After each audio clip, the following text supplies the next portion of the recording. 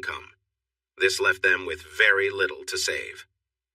Living in New York City was eating away at their funds. Now, paying for his second year at City College was uncertain. When they moved from their small town to the big city, Gary thought he had a good plan. His mother had paid for his first year of classes as a graduation gift. He also had a part-time job ready in the apartment they rented. What he didn't fully realize was how high the costs were here. Emma's job as a trainer at a gym in Manhattan helped add some extra money, but it wasn't enough.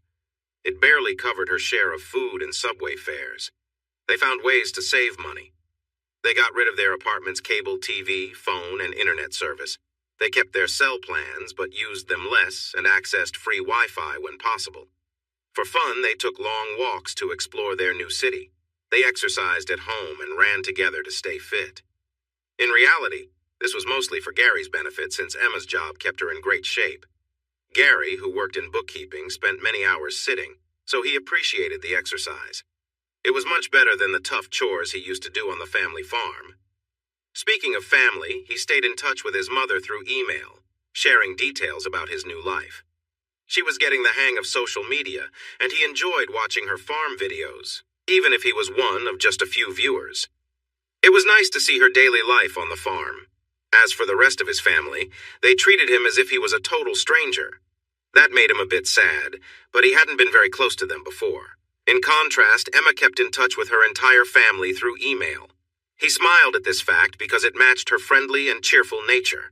Everyone seemed to be drawn to her. With her bright blue eyes and a sprinkling of freckles on her nose, he could spend hours watching her express different emotions. She also had a fit body from staying active, and her long red hair was usually tied back in a ponytail. He was in love, and anyone who spent time with her usually felt the same way. This made Gary a bit anxious since they spent many hours apart, and she worked with some very attractive men. He had visited her workplace just once. That was enough to make him feel that he was better off not thinking about how he looked compared to them. He was fit and had a nice build, but he wasn't as muscular as they were. He knew Emma loved him, but a small voice in his head kept whispering that he wasn't good enough for her and that she deserved someone better. He found it hard to deal with that feeling and tried to hide his worries from her. He closed his laptop and looked across the small table into her blue eyes. She stuck out her lower lip in a playful way, making him smile with her lovely expression. Her smile brightened when he laughed. "So it isn't as bad as it looks?" she asked, hopefully. He gave her a teasing grin. "We're not about to be kicked out of our home, so that's a good sign." She laughed at that as Gary sank back into his chair. He was trying to think of another way to make some extra money. He had a part-time bookkeeping job he set up before moving to the city, and that was decent. He also did bookkeeping for a few local businesses, but they paid small amounts. Keeping track of all these clients, along with his classes, left him with very little free time. That time was precious to him because he wanted to spend it with Emma. He was protective of that time, but if he didn't find a way to save more for his second year of college, his plans might fall apart. His smile faded. Emma glanced at the clock and then smiled. "We still have time to visit Rocky's before they start." This lifted Gary's spirits as he looked at the lovely girl across the table. She knew exactly what would help him relax. "Yeah, let's go." Gary went into the bedroom and returned with his guitar case. The old guitar they had found in the apartment when they moved in was now his favorite possession. Its wonderful sound amazed him, and he enjoyed playing it so much. Thursday nights were open mic nights at their local bar, Rocky's. Even though they weren't old enough to drink there, they were welcome to join in the fun. The bar was owned by a friendly older man named Rocky, who had a gray buzz cut and seemed to know everyone in the neighborhood. He had heard good things about the responsible young man who was doing bookkeeping work for some locals. They left their apartment, locked the door, and walked down the stairs to the street, enjoying the warm spring air of the May evening. When they arrived at the bar, Rocky was there and greeted Gary with a handshake. He nodded to them and signaled for one of his helpers to set up a small table next to the stage with one chair for Emma. When they had first come to the bar, Gary wanted to find a way to overcome his fear of performing. Playing for a small group of regulars at the local bar seemed like a good place to start. During open mic night, performers could use their own instruments or, if they were singers, there was a karaoke machine. After Rocky heard Gary play, he invited Gary to accompany singers who preferred not to use the machine. Most singers liked having Gary play while they sang. In return, Emma got to sit next to the stage, and they both received complimentary soft drinks. Since they weren't big fans of sweet drinks, they usually opted for plain water, which Rocky appreciated. Tonight, as Gary walked up to the stage, he noticed the bar was more crowded than usual. Only a few tables were left empty. He glanced at Rocky and saw the large smile on his face, clearly happy with the crowd enjoying their drinks. Gary took a seat beside the stage and felt all those eyes on him. A chill ran down his back. Then his gaze met Emma's as she looked back at the crowd. He could see she recognized his nerves, but she gave him a warm smile that made him feel better. Taking a deep breath, he returned her smile and silently said, "I love you." Her smile grew and warmth filled him up.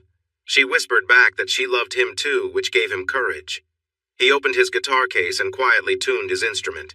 He knew Rocky liked him to warm up the audience with his music before others came on stage. He had been practicing a song and felt ready to perform it tonight. He moved the mic stand closer to his guitar and looked at Rocky. Rocky nodded and walked up the stairs to face the crowd. The noise decreased as people looked up at the man in the dark suit. "Welcome to Rocky's open mic night. It looks like a fantastic crowd tonight, so I hope you're ready to get on stage and share your talent." The audience laughed at his playful demeanor. Rocky pointed to a man who laughed a bit too loud. "Hey, by talent I mean skills." He paused for the laughter. "Singing and playing, you know what I mean?" Finally, Rocky smiled, and the audience responded with smiles of their own. "To kick off our evening, Gary Truman will play a couple of songs for you.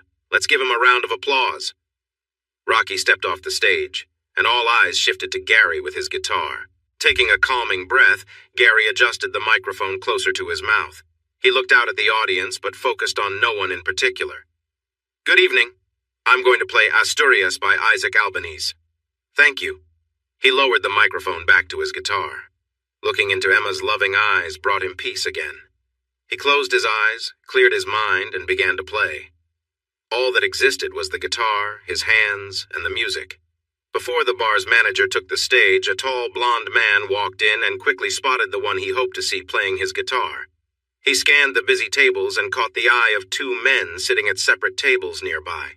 Both nodded at him, and he returned the gesture before stepping outside to make a call. Gary finished his flamenco piece to loud applause. He noticed Emma had tears of joy on her cheeks and a big smile on her face, which told him she loved it. He smiled back at her and nodded to the audience. "My next song is a familiar one, and you know the words, so feel free to sing along." The bright and cheerful notes of "Here Comes the Sun" by the Beatles spread smiles all around.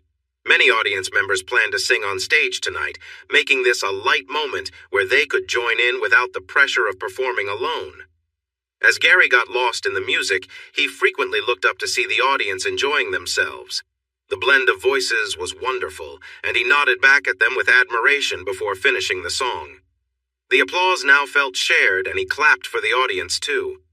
Rocky stepped onto the stage and moved to the mic while clapping. "Thanks, Gary, always amazing. We're ready for our next performer, who is..." He glanced at the paper in his hand. "Tracy Mulholland. Just a reminder for performers, you can use the karaoke machine or ask Gary for music. Enjoy." After he left the stage, a slender blonde woman with big curly hair approached Gary. She pointed to the machine and he nodded in response. The light faded on Gary and he relaxed. He shared a smile with Emma, and they turned to listen to Tracy sing. When Tracy started her show tune, Gary felt like he was bracing for a storm, but at least she was singing well. Not every act tonight would be. An hour passed, and Gary played for most of the singers who came to the stage, which he found enjoyable.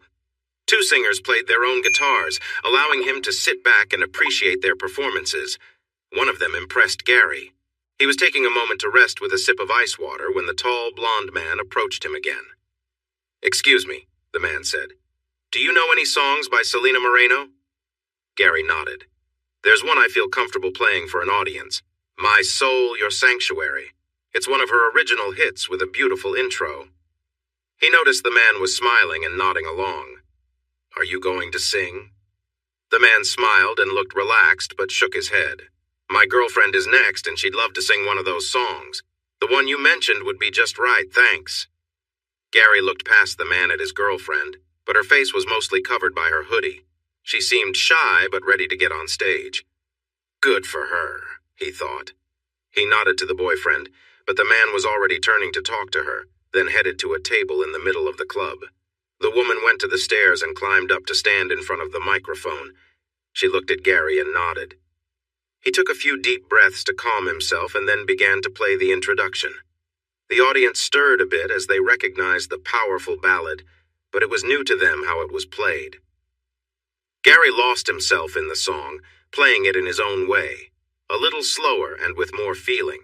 His eyes were closed as he navigated through the beautiful melody. He didn't notice that the woman was watching him or see her nod to her cheerful boyfriend. She moved to the microphone and started to sing, matching the mood of Gary's guitar, and everyone went quiet. Gary kept playing as her voice blended perfectly with his guitar. It was enchanting. Emma sat at her table, amazed to realize the singer was Selena Moreno. Looking around, she saw she was the only one close enough to see under the hood. The audience was captivated by how talented the woman was. Watching Gary, she saw how deeply he connected to his music, and it always gave her a warm feeling inside. Thinking about how they spent time together after he performed made her smile. She was excited to get him back to their apartment.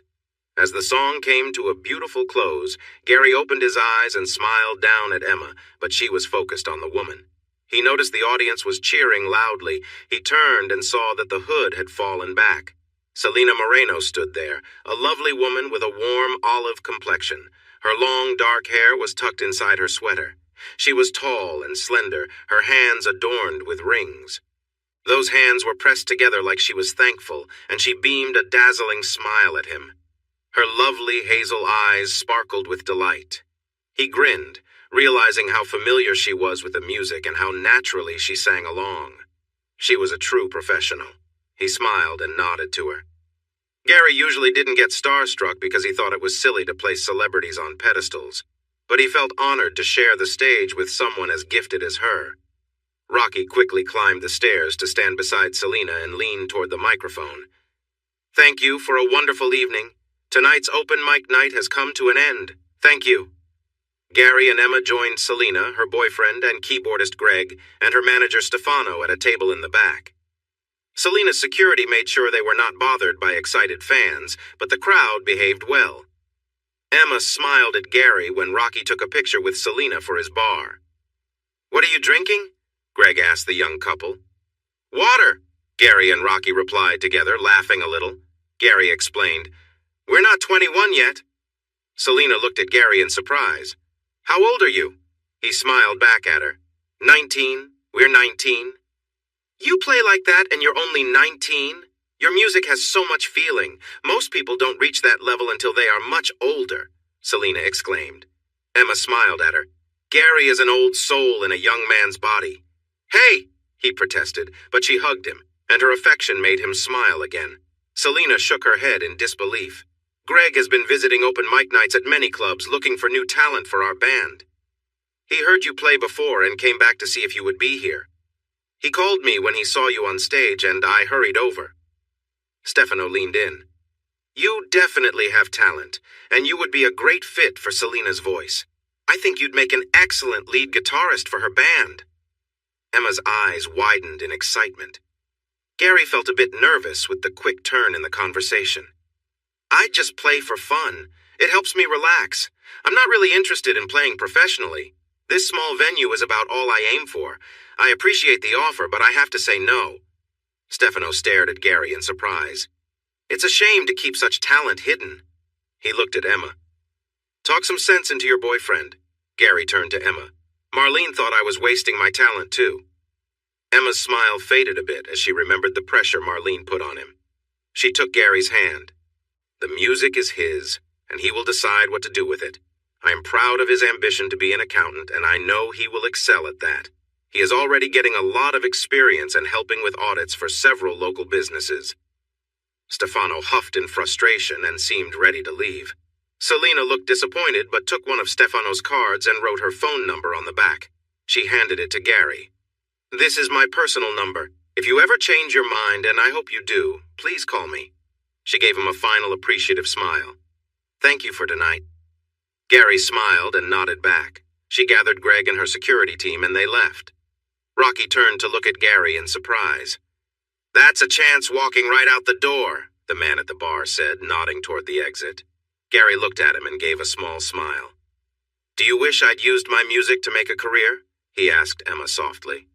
Emma shook her head, smiling back. No, you have to stay true to what feels right. If music isn't your path, then don't force it.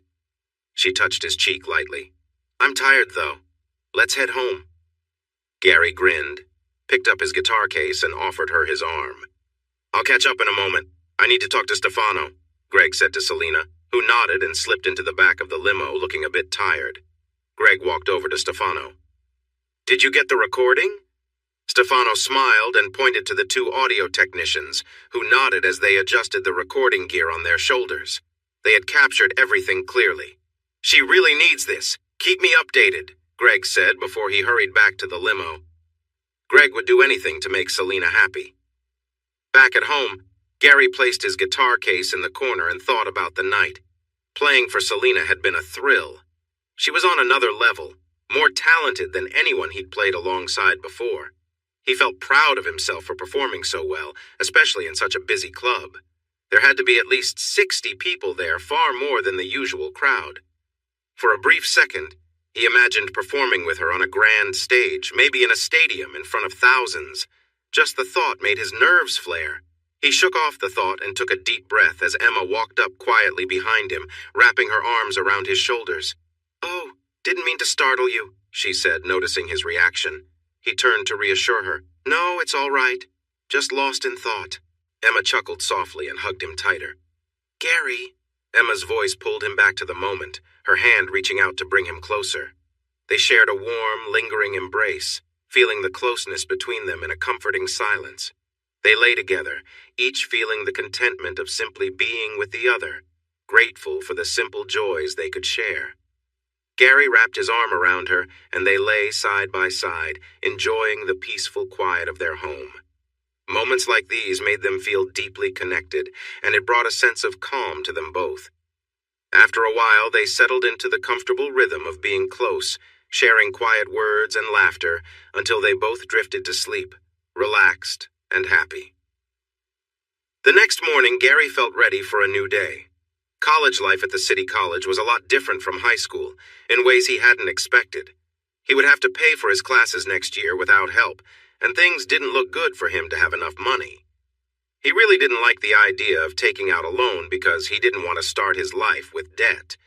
He had seen his parents struggle with money on the farm, and it was a tough subject for him. It had been a little over a week since he met Selena Moreno, and things had returned to normal for him. He missed the last open mic night because one of his clients needed help with their accounts after their accountant made a mistake. It was Friday afternoon after their last class, so Gary was in the cafeteria where his study group gathered before going their separate ways. Everyone was there. Brock Thielsen, Lee Chang, Jasmine Goldman, and Gary. Brock was tall, slim, and handsome, always dressed well. He was the first openly gay guy Gary had hung out with. Gary was learning to stay calm when Brock said surprising things. He started to think Brock enjoyed joking around with him. Lee was slim and cute, but she was very competitive, even if she often apologized for it. She liked to blame her mom for her shy behavior. She also liked to hear Brock's adventurous stories, and he was always happy to tell them, especially when Gary was nearby. Jasmine was lively, clever, and friendly, but maybe too playful. She had pretty eyes and a strong nose. She was the shortest of the group, just over 5 feet, but she had a curvy figure. She often leaned against Gary, who was taller and leaner. Jasmine knew Gary had a crush on Emma, but she couldn't help but tease him because he was the only straight guy in their group. She said it was all in good fun. Gary wasn't so sure about that. They were discussing the quiz they had just taken, and Gary felt good about his answers. Jasmine was upset about some mistakes she made and playfully hit Gary's arm before leaning against him when she found out he did well. Gary was about to tell her to sit up when he suddenly froze. The people at the next table were listening to the radio a bit loud, and what was playing caught his attention. Jasmine looked at him in surprise when he didn't push her away. She noticed his surprised face and where he was looking. Brock was about to say something, but Jasmine shook her head and started to listen too. Lee glanced at the table next to them and saw two women listening carefully with big smiles. Lee didn't really know what good or bad music was, so to her it was just noise. She was about to ask them to turn it off when Jasmine touched her arm and pointed at Gary's face. As the last sounds faded, the DJ spoke up again. That was Selena Moreno's latest song, a new acoustic version of her hit My Soul, Your Sanctuary. The identity of the talented guitar player with her is still a secret, but wow, can he play? Rumor has it this recording was made in a small bar somewhere in the city. Jasmine looked at Gary, whose face shifted from disbelief to annoyance. Then she had a realization. "Oh my God, that was you playing!" she exclaimed loudly, remembering he had said he played guitar for fun. The two women at the next table turned to look at them. Gary snapped out of his shock and frowned. The women immediately lost interest in what was happening at Gary's table. He turned to Jasmine. "Can you please lower your voice?" he asked firmly. "It was," Jasmine said, though her voice was still louder than Gary wanted. "Yes, that was me, but I didn't agree to this recording or letting it be played on the radio," he said. "You should consider taking action and get paid for it," Lee suggested. Brock nodded with a smile. "I agree with Lee. It looks like you have a case if you didn't sign anything." Gary shook his head. "I didn't sign anything. It was an open mic night. Selena came in without anyone knowing who she was, and I played one of her songs. I didn't find out it was her until afterwards. I didn't see anyone recording, and they didn't tell me they had." He felt frustrated. "I'm disappointed. I thought Selena would handle things better than this." "Ooh, look at Gary. He's on a first-name basis with famous stars," Jasmine joked. When she saw him frown, she changed her tone. "But seriously, you should think about it. You could earn some money and you could use it." Her blunt comment about his money troubles didn't make him feel good, even though it was true. "The only ones who win in lawsuits are the lawyers, whether they win or lose. I prefer to stay out of that," he replied. He picked up his books and put them in his backpack. It was time for his after-school bookkeeping job. The others stood up too. "Take action until they pay," Lee said, then walked away. Brock chuckled as he watched her leave. "I still think she has a point." He waved goodbye as he left. Jasmine looked up at Gary with concern. "I'm sorry your famous friend let you down like this." She pulled him into a hug, and for a moment he felt comforted by the warmth. He missed her happy smile as she rushed off, waving goodbye. Gary pushed those feelings aside. He had work to do and money to make, the honest way. At the fitness club, Emma's boss, Dennis, watched her lead a class from the back of the room. He started making funny faces at her, and she fought to keep from laughing into her microphone. After the class ended, Emma guided everyone through the cool-down steps and let them leave the room. As she reached the door, she saw Dennis waiting for her outside. She playfully tapped his strong arm for distracting her during class. He chuckled as she shook her hand, which felt a bit sore. Dennis took her hand and checked it with a smile, then he gently kissed it, making her blush as she pulled it back.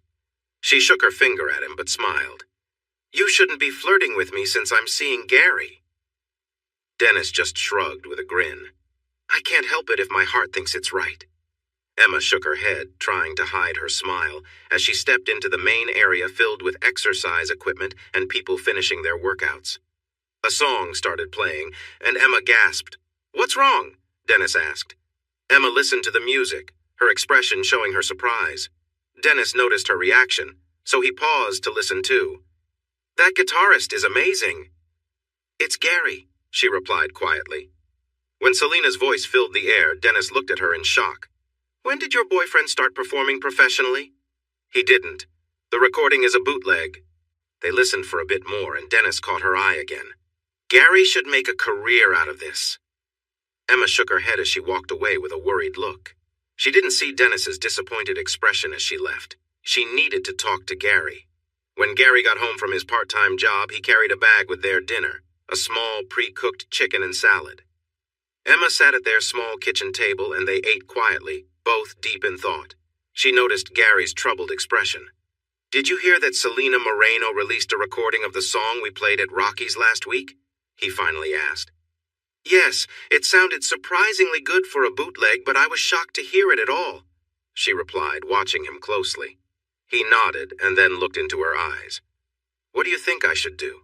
Should I call Selena and ask her to take it down? Emma shook her head quickly, and when he looked at her curiously, she explained. It's like art. Once it's out there, you can't just put it back. Gary smiled and chuckled lightly. A genie? She nodded, her ponytail bouncing. He held her gaze. I think you're a genie. She grinned playfully, folding her arms and blinking at him. Of course, master. Gary looked at her earnestly, and she began to giggle. Gary reached for her, and she quickly got up and ran toward the bedroom. She wasn't in a rush. Emma felt a warm, happy feeling inside her after they had shared a special moment. Gary's guitar playing from a song started to play in her mind, and she smiled at how beautiful it was. She hoped Gary wouldn't ask her to turn off the music. Suddenly, Gary's stomach made a loud noise, showing he was hungry again. Their exciting time together had probably made him work up an appetite. Emma smiled at that thought. They didn't have any food in the fridge since they needed to do grocery shopping. That was a task for Saturday, which was tomorrow. Dennis had mentioned that Gary could play professionally before. Emma knew that Gary wasn't ready to perform in front of a huge crowd, but he had recorded a song. Do you think Selena would pay you for the song you recorded at Rocky's? It could help us and fill your empty stomach, Emma said playfully. He laughed and hugged her, but didn't respond. Emma chose not to press him further. The music was his passion. Gary stared at the ceiling, feeling a wave of doubt come over him. He began to worry that Emma might have changed her mind about his music. He felt ashamed about how tight their finances were. Maybe it was time to call Selena. Selena was thrilled and feeling more alive than she had in years, but she was also angry and embarrassed by her manager's actions. She was annoyed for not getting Gary's number earlier. The wonderful night she had at that small club and her manager's sneaky move had pushed her back into the spotlight.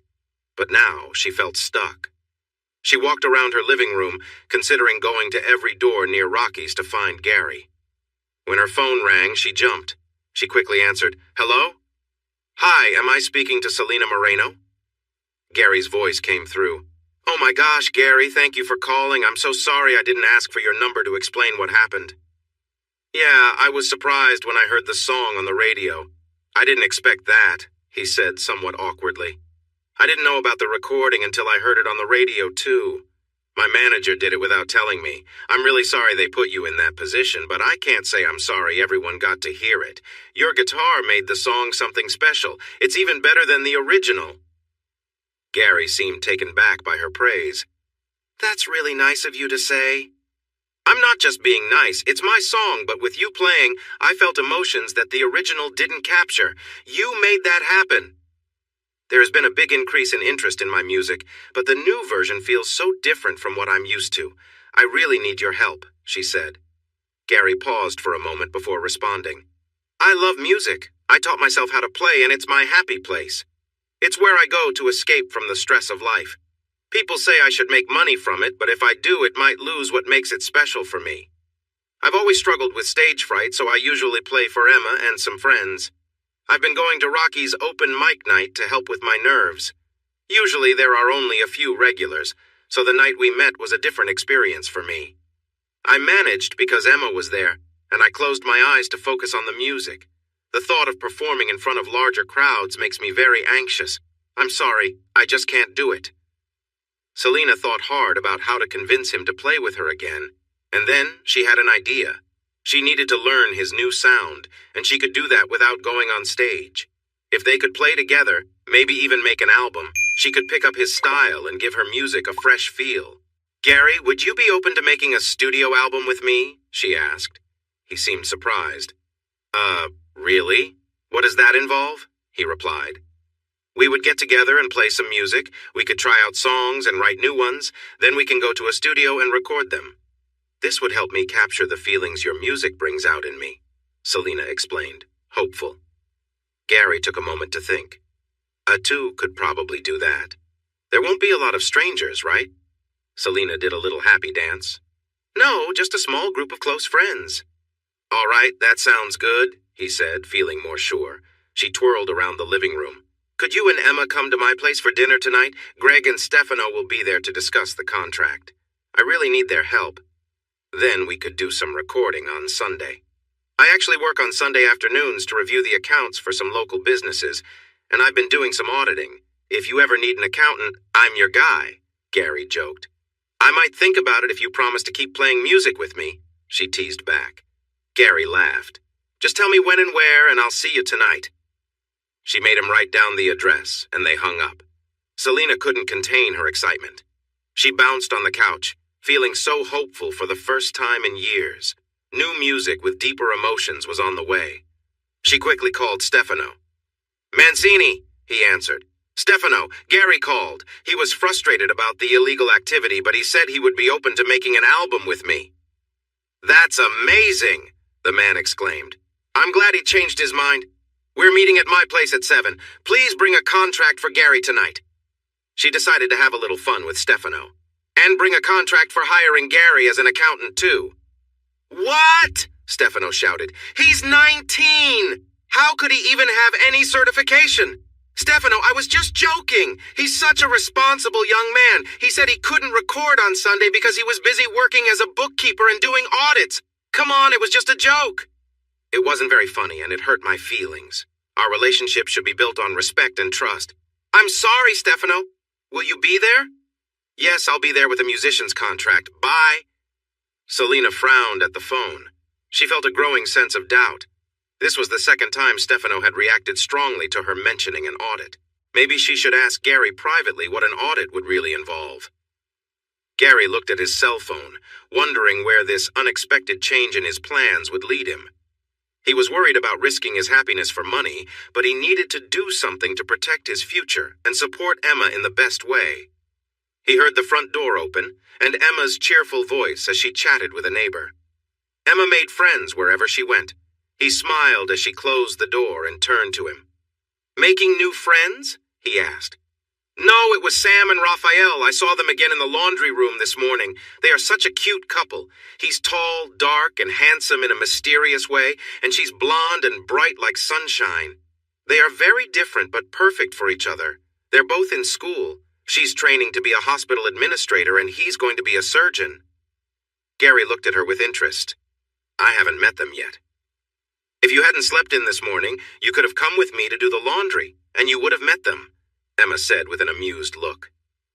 Sorry about that, he said apologetically, and she leaned in for a kiss as a way of making up. He smiled, then glanced at his phone as worries crept back into his mind. He pushed them away again. I'm bringing us new friends, too. Really? Who? She asked with excitement. Selena Moreno and Greg Yasmin. We've been invited to dinner at their place tonight. I've agreed to work on an album with her. Her manager is bringing a contract. Emma dropped the laundry bag and stared at him. Oh my gosh, that's amazing. But what about performing on stage? She mentioned that making a studio album is more like jamming with other musicians without an audience. Then they record it. No big crowds, so it feels more relaxed, I think. That's great, she cheered. He nodded. It should cover a year of my college tuition, I think. Maybe 2. Are you sure you want to do this? She asked carefully. He looked at her and thought she was the most beautiful woman he had ever seen. She was kind and caring, and he wanted to do everything for her. He just needed to make sure that this didn't affect his love for music. Yes.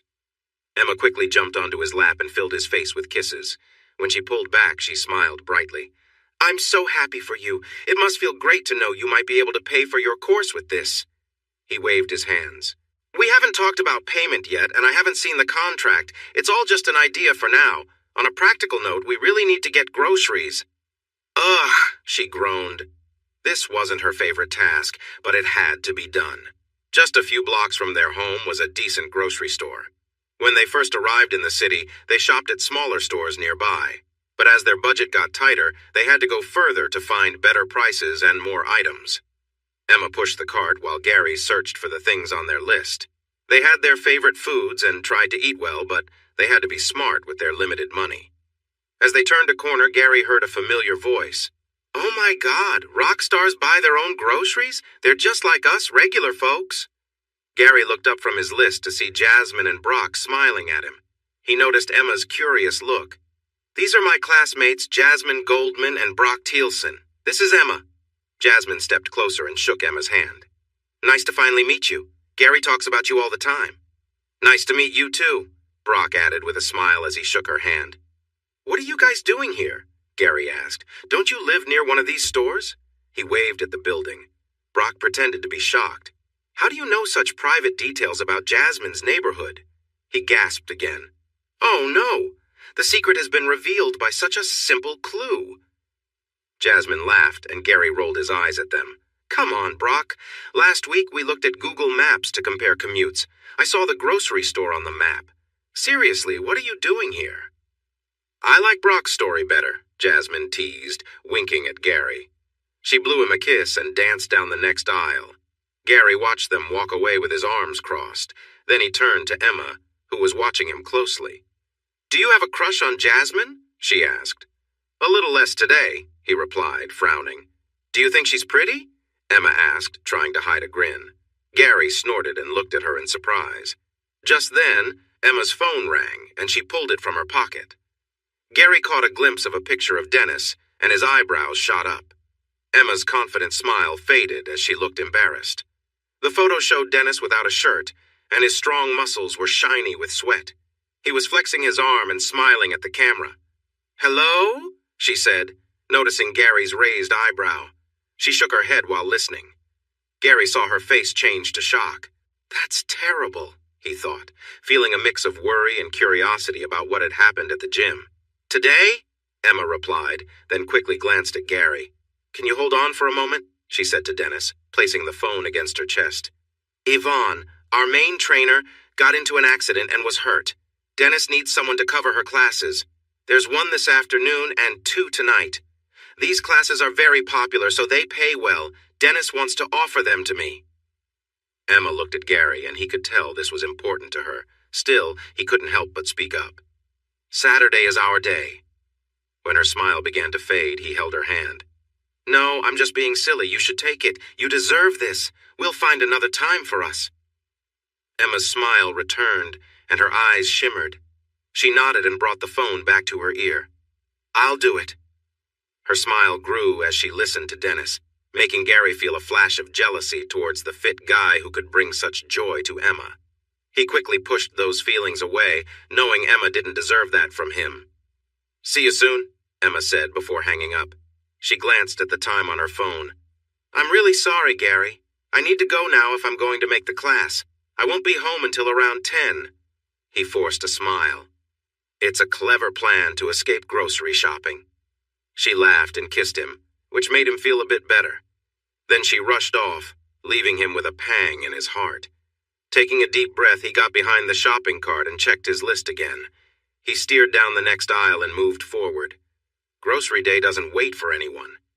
Halfway down the aisle, he paused.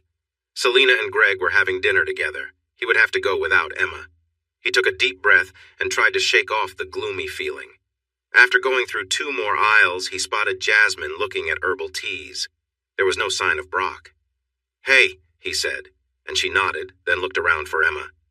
She got a call from her boss. It's a great chance she couldn't turn down. Gary realized he was rambling, so he stopped and checked his list. They didn't need tea. Where's Brock? Jasmine smirked. He met someone cute and they went off for lunch or something. Gary waved his hand, not wanting to know more, then continued on his way, battling his gloomy mood. Jasmine walked alongside him.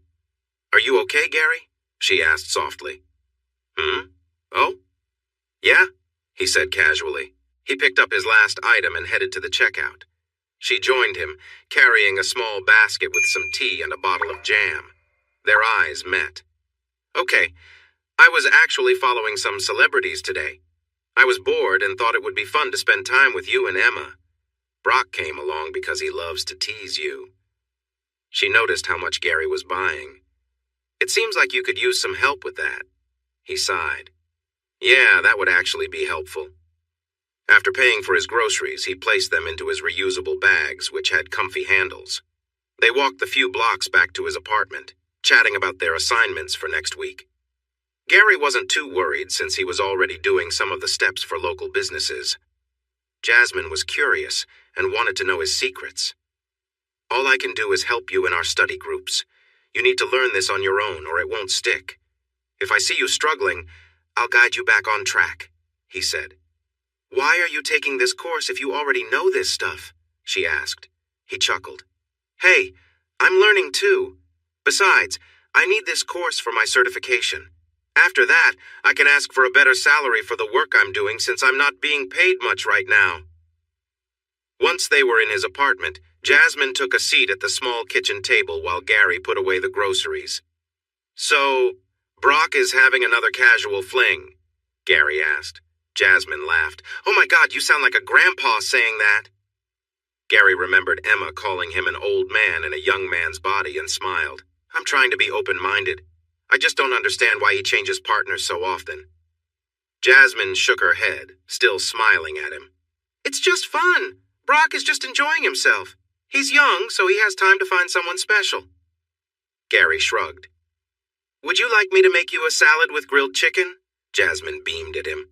"That would be lovely." He moved around the kitchen and prepared 2 salads with chicken, and they shared the meal at the table. "I only have water to drink." "That's fine," she said. "This is nice." They enjoyed their meal and talked about Lee's latest outburst regarding her mother. Lee was starting to seem like a Disney villain to them. "So, what's next for Gary the music star?" Jasmine teased. Gary chuckled softly before recalling his news. "Well, I'm going to Selena Moreno's place tonight for dinner and to discuss recording an album." Jasmine's fork fell into her bowl as she looked at Gary in shock. "Oh my God, that's amazing! Are you going to tour with her? How will you manage that along with your course? Are you leaving your accounting job now that you're becoming a guitar star?" Jasmine asked with excitement. Gary laughed and raised his hands. "Whoa, hold on. I'm not going on tour.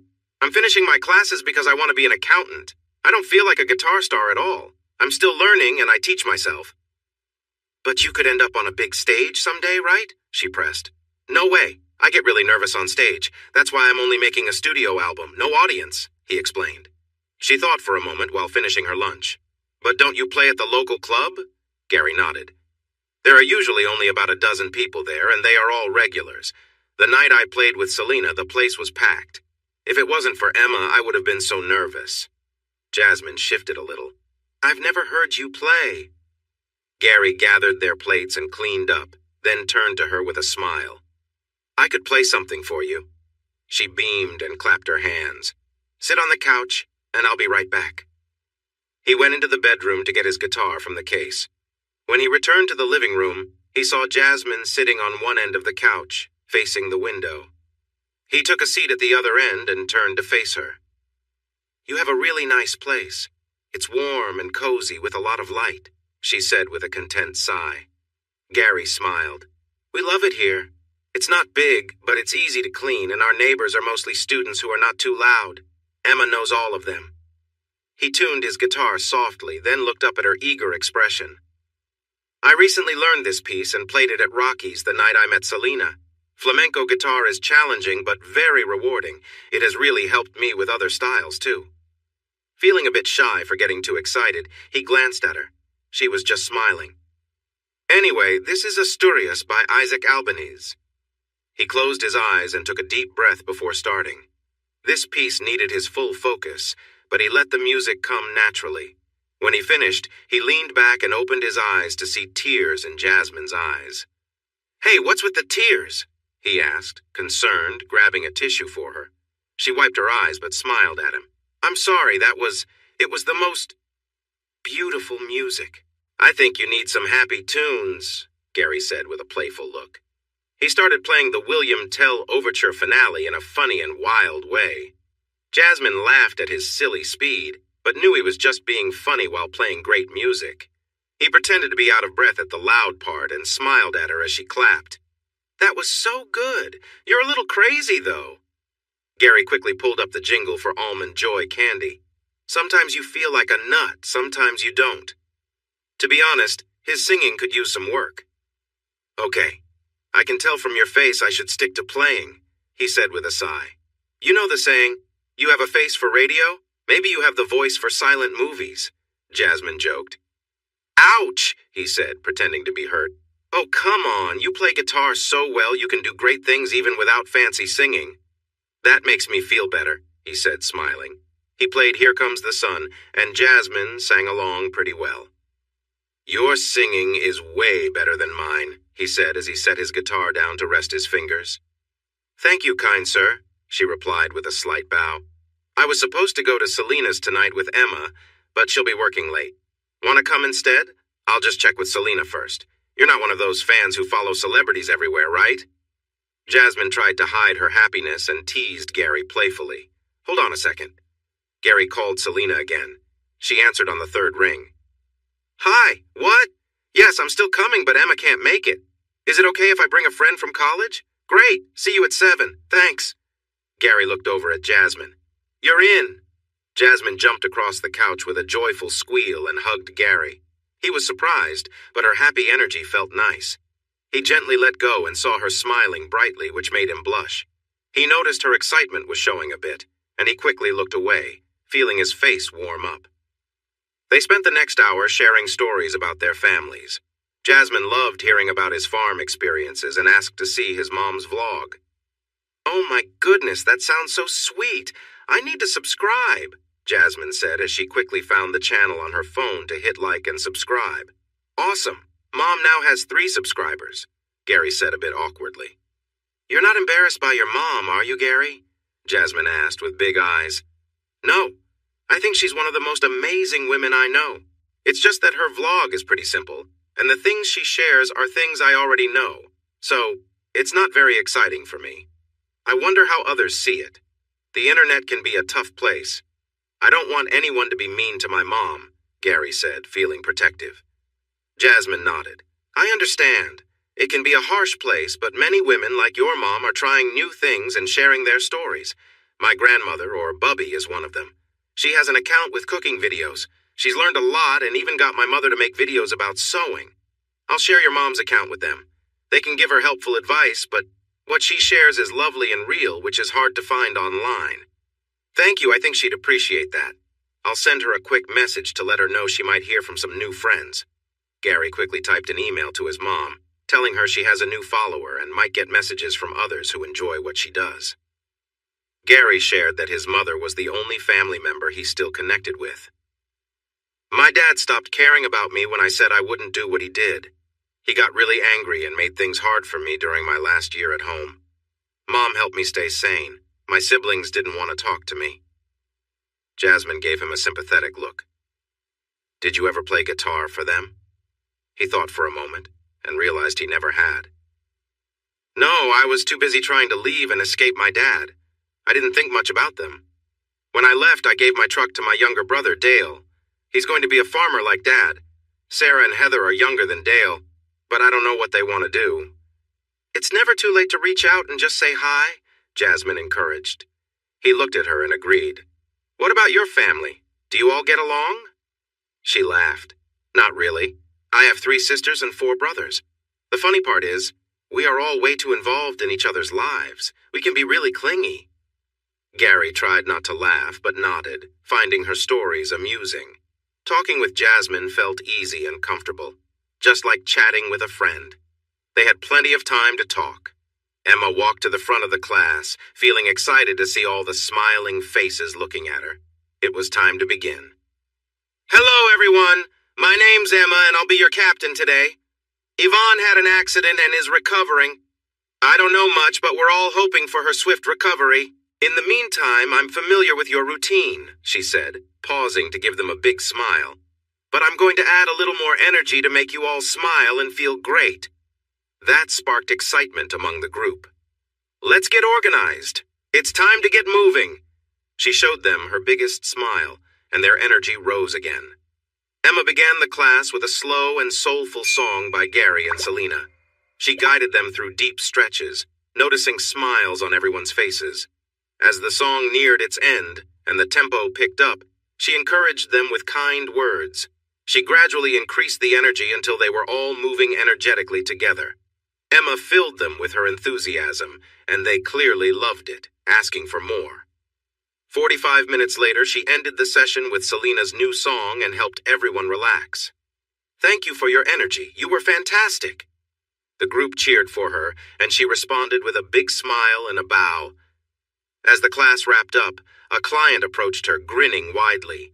"You brought so much energy to our session. That was amazing. You really led the class well." Emma smiled back with gratitude. "Thank you. I hope Dennis offers you as good a contract as Yvonne managed for me. I'm Nancy Delaney, a partner at Kirkman, Douglas, and Delaney. I handle contracts. If this temporary role seems like it might become permanent, please call me." Emma was surprised when Nancy handed her a business card. It was waterproof. Nancy smiled. "It's protected so it stays nice, just like me." Emma giggled and nodded. As Nancy's friends called her over, she smiled at Emma one last time and waved goodbye. Emma packed her things into her small duffel bag, tucking the business card into the side pocket. When she left the studio after the group, she bumped into Dennis, who was full of excitement. "I knew you could do it. I watched, and you did a fantastic job in there. I got amazing feedback from the clients as they left. They said your energy made a big difference, and they enjoyed the session even more than with Yvonne. They want me to keep you."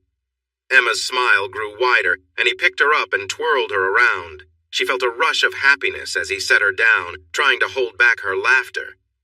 After waving goodbye, she headed to the showers. She put her first outfit into her laundry bag in her locker. After a quick shower, her mind wandered back to thoughts of Dennis. With a small sigh, she shook off her confusion, dried off, and dressed in her second set of workout clothes. She made sure she had her third set in her bag, glancing at the business card and smiling to herself. This was just a temporary position. Once Yvonne felt better, she planned to return to her classes. As she started her rounds around the area, she noticed more clients smiling at her. Emma recognized some from the earlier session. They praised her in front of the other clients, and news about her was spreading. Dennis was also around, grinning and giving her high fives as they passed each other. His playful spirit made her laugh. When it was time for her next session, she greeted the group and saw their excitement. They must have heard good things about her previous class. Feeling their positive energy, she was eager to share it back with them. "Let's get started. That was wonderful. Thank you so much for the meal and the wine," Gary said, smiling at his host. "I won't say a word if you don't," Selena replied with a smile.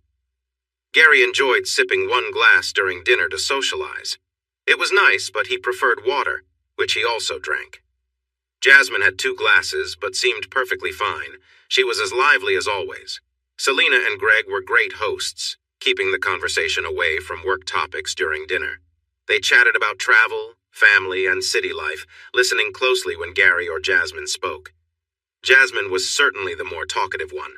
While enjoying a light dessert, Selena glanced at Gary, her eyes sparkling. "I really liked our session at Rocky's. The new version of My Soul, Your Sanctuary was inspiring and got a lot of interest.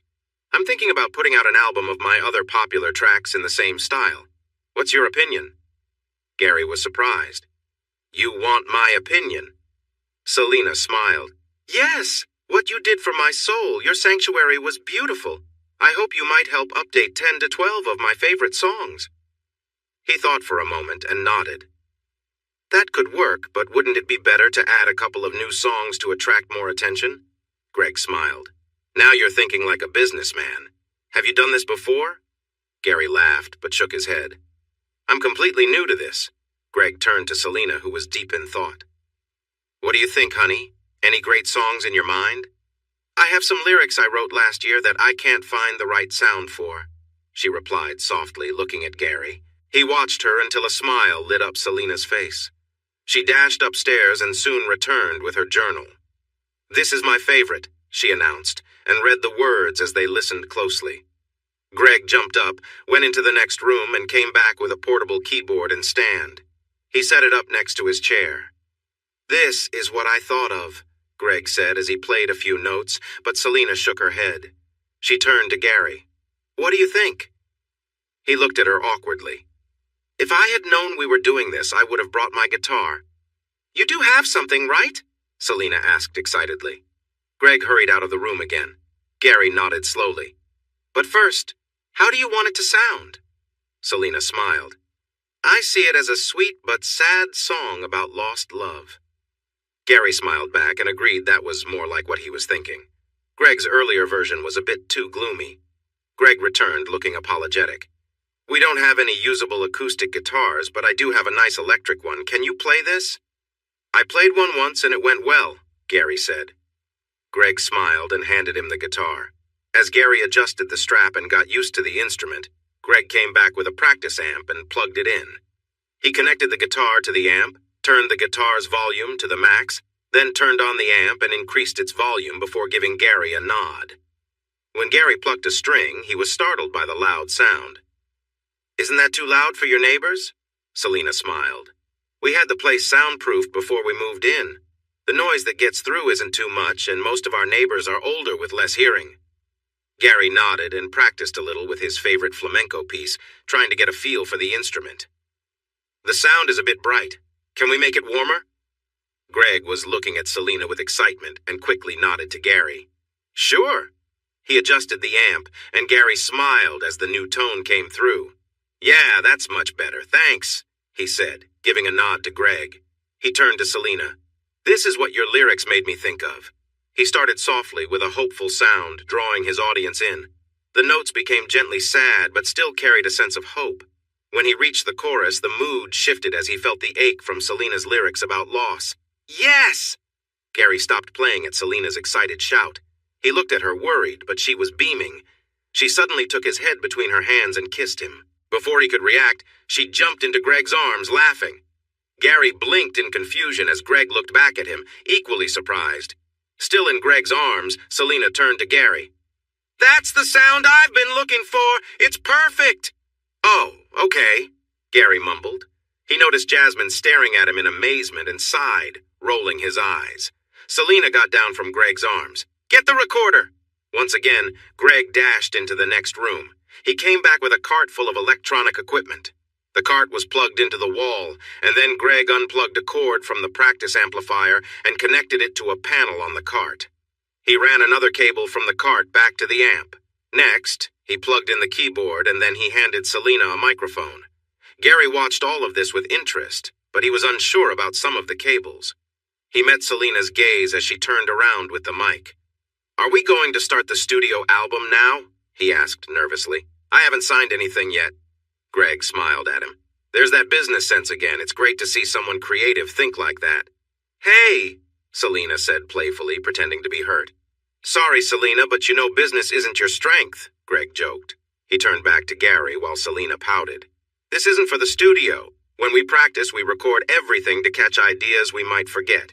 We can listen back and decide what parts we want to use for our studio recordings. This device will capture everything we play and allows Selena's lovely voice to be recorded separately. Gary nodded, smiling. That made sense to him. Can we try playing that again, what you were doing? Selena asked Gary with hope in her eyes. He smiled back at her. As long as you don't surprise me out of the song again. She smiled playfully and Greg started the recording, giving her a nod. She held the mic close. Saturday the 15th, Selena, Greg, and special guest Gary Truman. Audience of one, Jasmine Goldman. Recording untitled song 376. Not the most romantic title, Gary joked. I'll think of a better name later. Now go ahead, Gary, she said. He smiled and settled into the music again, playing as he closed his eyes and lost himself in the melody. He didn't see Selena and Greg share a grin, or Jasmine smile at them. Greg began to play along as Gary finished the intro, and Selena's voice joined in as she held her journal to see the lyrics. When she reached the chorus, Selena's voice caught slightly at the sound of Gary's guitar, which seemed to express sadness. She managed to keep singing through it and continued to the next verse. After repeating the chorus, Gary felt inspired, and the notes from his guitar grew strong, like his heart was full of emotion. Greg tried to follow along, but the guitar took the lead in the bridge. As the music faded, Selena returned with a happy tune, and Gary wrapped it up gently. Jasmine was amazed. She had just seen a song come together from start to finish in just 2 moments. She realized this was possible only because Gary felt his music deeply. They had been in school together for months, and Gary had never shown strong feelings before. Today, Jasmine spent the whole day with him and decided he was the calmest and coolest guy she had ever met. He could be funny and love to laugh, but nothing seemed to stir him up enough to show strong emotions. Gary was the opposite of everyone in her family. At times, She thought he might not really feel anything at all. But then this happened. As she watched him play, it was clear he felt his music deeply. His emotions were strong and vibrant, and he shared them effortlessly through his guitar. She held back tears, moved by what she heard. If only he wasn't so in love with Emma. Selena noticed Greg reaching over to turn off the recording. He checked the file and smiled, confirming it was great. Gary blinked as he came out of the music and smiled at Selena. "Was that okay?" Selena burst into joyful laughter and hurried over to hug Gary. It was a little awkward with the guitar between them, but Gary smiled happily. "So, you liked it?" "Gary, it was beautiful," she exclaimed. Then she looked over at Jasmine. "Don't you think so?" Jasmine struggled to clear her throat and quickly nodded. "She's speechless. That's a big win for her. I'm honored," Gary joked. Jasmine finally spoke up. "I was going to say nice things about your playing, but now I'm not so sure," she said playfully, though her voice trembled a bit. Selena and Greg laughed. "That's a sure hit," Greg said, pointing to the recorder. Suddenly, there was a thump at the front door, and Greg quickly jumped up. When he came back, Stefano was with him. Gary could tell Stefano felt uneasy and wondered if it was because of him. "You have to hear this," Selena exclaimed, and Greg played the song for Stefano. Gary noticed a difference between this recording and what he heard on the radio, but it was still very good. Selena's smile was huge. "What do you think?" Stefano looked impressed as he stared at the recorder, then glanced at Gary before turning to Selena. "I've never heard that one before. Didn't you say you'd be redoing your old hits?" "It's new. I sang the song once for Gary, then we recorded it in one go," she said excitedly. "Wow!" Stefano said quietly and looked at Gary again. Gary could tell that Stefano was uneasy around him. It was probably because of the bootleg he had made. "I need to leave, but I brought the contract for Gary to sign," Stefano said. "I'd like you to explain it to me since this is my first musician's contract. I have some questions," Gary smiled. "I don't have the time tonight," Stefano replied. Greg frowned at him. "Did you not hear the amazing music we just played? We have something special here." Stefano shoved the contract into Greg's hands. "You explain it to him and get the signature. I have things to do. I'll be back for this in the morning." Everyone watched as Stefano hurried out the front door. Greg followed him and locked it. When he turned back, he noticed Selena looked upset. "What's wrong with that guy?" Selena complained. "Did I say something wrong?" Gary asked, confused. "I'll talk to him in the morning," Greg said, placing the contract on the coffee table. He knew how to make Selena feel better. "What classic songs do you think would work best with Gary's style?" Selena's mood switched to happy as she flipped through her journal. Greg shared a smile with Gary. They agreed. There was nothing better than making someone you care about happy. Emma was tired, but also thrilled. Her last class had been the best of the three, and everyone cheered when it ended. Behind the glass in the back of the room, other clients had paused their own workouts to watch her energetic session, after so many people were smiling that her cheeks hurt from grinning. Her body was pretty worn out, too. She had put a lot of energy into her routines, or rather Yvonne's routines, but she had added her own twist. The clients loved it and wanted more. Her skin tingled with leftover excitement. She was also very hungry and hoped Gary didn't have trouble finishing the grocery shopping after she left. She stepped out of the shower and dried off. She put on her clothes for going home and packed her laundry bag into her gym bag. She would need to wash these for her next classes. She was excited to do it all again. As she walked toward the locker room door, she suddenly stopped. Selena Moreno! She was supposed to see her with Gary tonight. She had been so caught up in herself that she completely forgot. She felt terrible. She called Gary's phone, but it went to voicemail, which probably meant he had gone without her and didn't want to interrupt his friends. "Sorry, Gary. I just remembered that I was meant to visit Selena Moreno's house with you. I hope you went and had a great time. I'll see you at home. I love you." Emma didn't really enjoy leaving messages. They always felt a bit empty. She stepped out of the changing room and walked toward the exit. There was Dennis, waiting for her with his cheerful smile. He wore a dark jacket and a white shirt with gray pants and black shoes. His big muscles made him look a bit scary, but his happy smile showed he was friendly. Emma's cheeks hurt a little as she smiled back.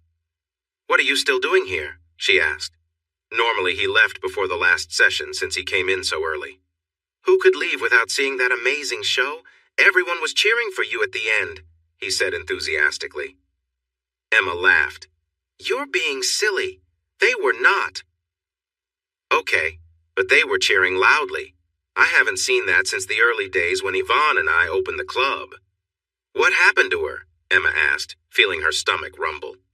Dennis looked at her. "How about I treat you to dinner before you get too hungry, and I'll tell you?" "You don't have to do that," Emma replied.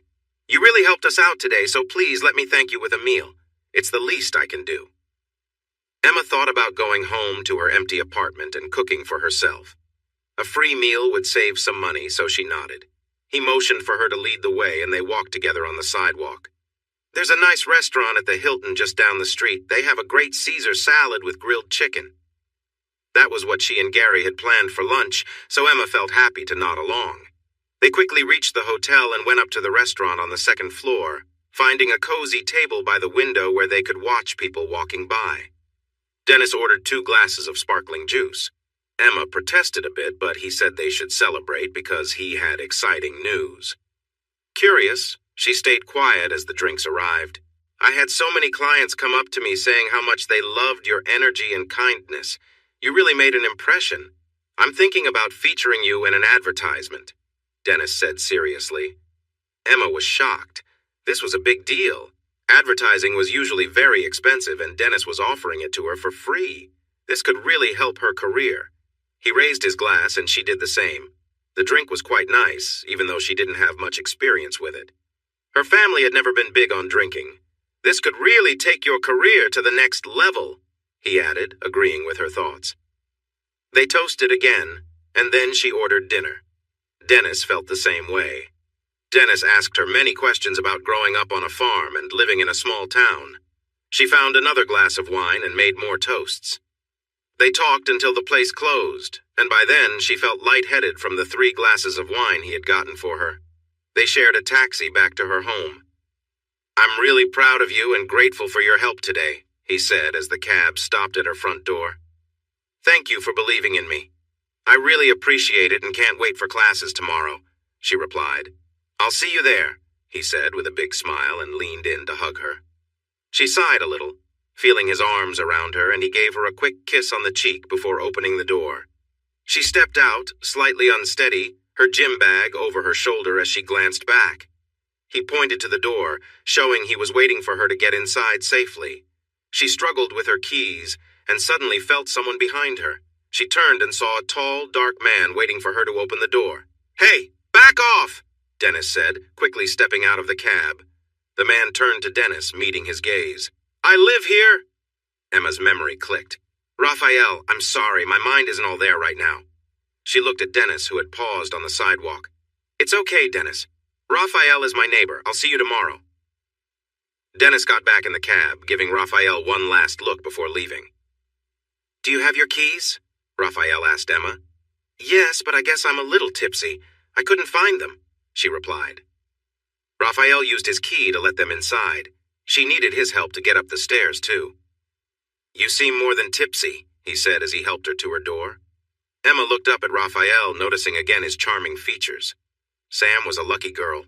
Mouth. Something about her mouth. Wait, did Dennis kiss her? Sam heard Raphael's voice and opened her door. Upon seeing Emma leaning against the wall, she hurried over with a worried look. "I don't drink, but we were celebrating tonight," Emma explained with a smile. "You and Gary?" Sam asked, looking past them. "I don't think so, unless Gary is a tough guy," Raphael said to Sam. Emma was shocked. "Dennis isn't like that." Raphael looked into her slightly glazed eyes. "You told him you don't drink, but he insisted." "To celebrate my good fortune," Emma replied softly. He looked at Sam. "When I was waiting behind Emma, this guy called me names and told me to back off." Emma shook her head. "He was just being protective." She blinked. "He called you what?" Raphael sighed, feeling frustrated. He had little patience for people who had drunk too much these days. He recognized a rude person when he saw one. "I'm tired and hungry. Good night." He walked past and entered their apartment, glancing back at Sam one last time. The pretty blonde took Emma's hand. "Where's Gary?" "He's having dinner with Selena Moreno. I was supposed to go with him, but I got a work chance." Sam stared at Emma. She chose work over dinner with a famous singer? "What chance?" "I got to lead the biggest classes during the best times. More money, and it went so well that Dennis is thinking about promoting me. This is big for my job," Emma said with a smile, which faded quickly. "But Dennis didn't tell me about Yvonne," she said, sounding upset. "Who's Yvonne?"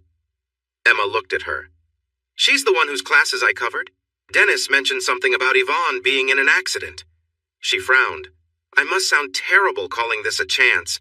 It's sad for her, but someone needs to lead the classes. It seems like it will help your career." "Good for you," Sam said, watching Emma's smile return, but it wavered. Time to change the subject. "How does Gary know Selena Moreno?" Sam asked carefully. Emma nodded, grinning. "Did you hear her new song on the radio?" "My Soul, Your Sanctuary. Yes, it's such a great version," Sam exclaimed. Emma's smile grew bigger. That was Gary playing guitar. Sam's mouth dropped open. "Oh my gosh, he's really talented. I thought he was going to be an accountant." Emma nodded. "He is. Music helps him relax. But Selena wants to make a studio album with him." A big yawn escaped her as she leaned against the wall. Clearly, question time was over. "Let's get you inside before you fall asleep," Sam suggested, using Emma's keys to unlock the door. Once Emma was in, Sam placed the keys on the table by the door. "Emma, please lock up after me." Emma turned and nodded, so Sam stepped into the hallway and closed the door. When she heard the lock click, she relaxed and entered her own apartment, locking the door behind her.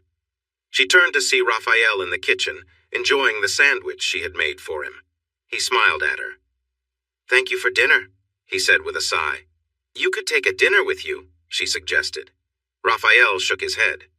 "Too many risks at work." Working at the meatpacking plant wasn't the safest job, but Raphael was used to hard work and understood the risks better than most. After he finished his sandwich, Sam walked over and hugged him. It gave her a thrill. "Did you hear that Selena Moreno song on the radio?" she asked. "Is that the one with the mystery guitarist? I heard the others talking about it at work," he replied. "It's Gary." Raphael pulled back a little to meet her gaze. "What, the guitarist? That's our neighbor?" Sam smiled and nodded. "Selena Moreno wants to record an album with him. They are having dinner together tonight. Emma was supposed to join them, but she had to work." Raphael hugged his friend tightly, thinking about this situation. He usually stayed out of other people's problems, but he felt Gary might want to know that the man was giving Selena drinks. He was surprised Gary hadn't tried to take a chance with her. "You're a bit tight. You're squeezing me," Sam said. "Oh, I'm sorry," he replied, letting her go. Sam grinned mischievously. "I guess you'll have to make up for it." Raphael chuckled softly. Then he picked her up and carried her to the bedroom. He understood what she wanted. Emma stood in the quiet apartment and felt a little sad. She also felt bad about celebrating her success at the cost of someone else's troubles. She was feeling guilty about enjoying a hug from Dennis and that kiss. It was nothing special, really. Just a simple congratulatory kiss between friends. But he shouldn't have done it. She knew that if she had been sober, she would have stopped him. Emma remembered how Raphael didn't like Dennis giving her drinks. She winced, realizing he was right.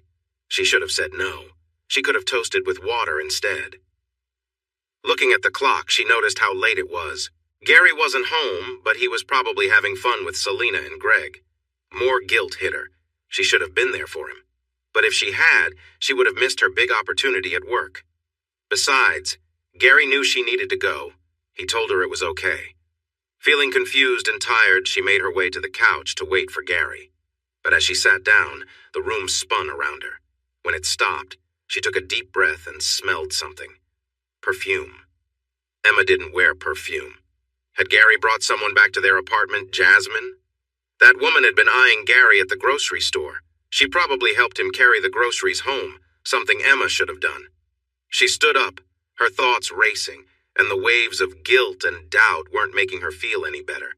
Time to go to bed. Alone. Gary woke up on a couch, feeling something soft resting on him. He stretched, thinking it was Emma. but when he touched her, he realized she felt different. Suddenly awake, he looked down to see Jasmine smiling at him. Can I get up, please?" he said softly, noticing Selena and Greg sleeping on the opposite couch. She slowly moved away, clearly enjoying the moment. As Gary stood up, he bumped into the coffee table, rattling some glasses. There were wine glasses for Selena, Greg, and Jasmine, and just a regular glass of water for him. He looked at the wall clock and felt relieved. He still had time to go home and take a shower before visiting clients for bookkeeping. "Sorry, good morning, I have to go. I didn't mean to stay over," he said, a little embarrassed. Selena stretched and smiled at him. "Last night was fantastic. I haven't felt this inspired in years."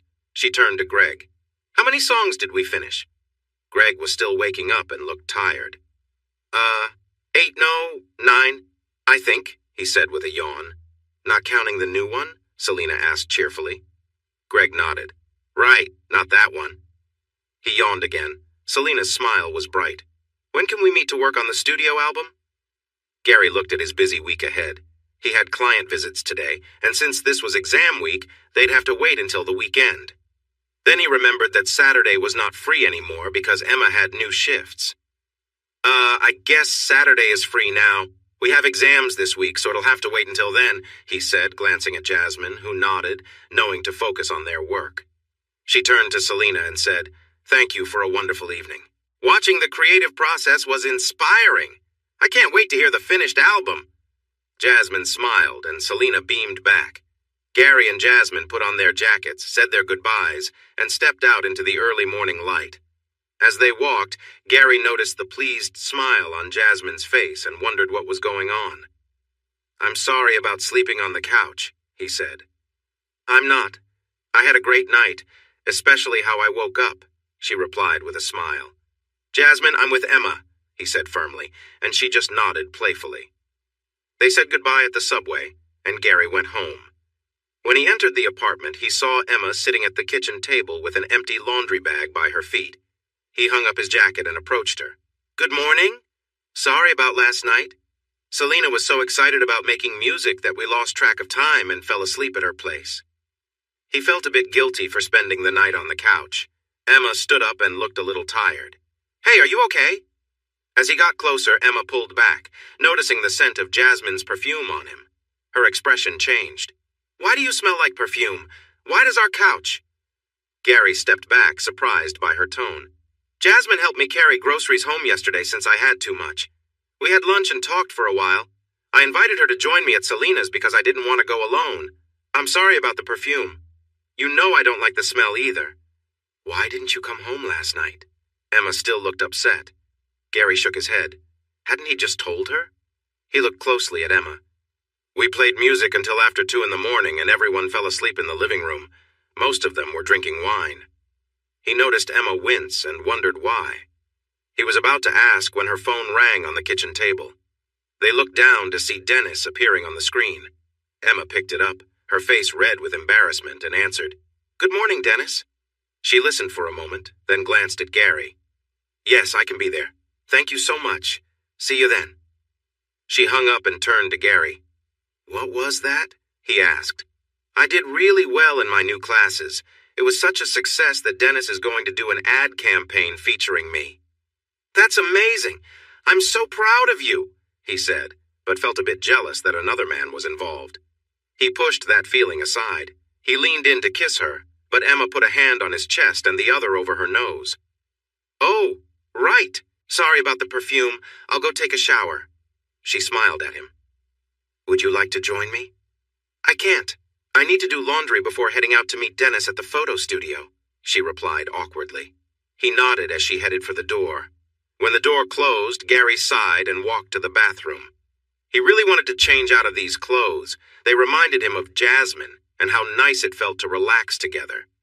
Gary felt his face heat up. Maybe the shower would help clear his mind. Dennis stood in the photographer's outer office as the man set up the studio.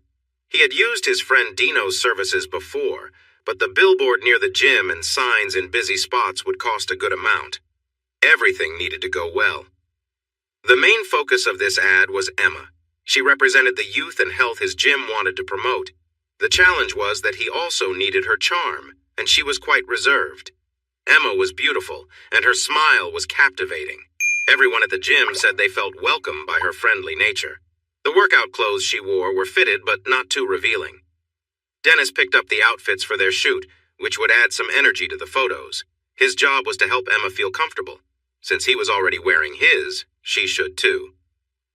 "Okay, all set.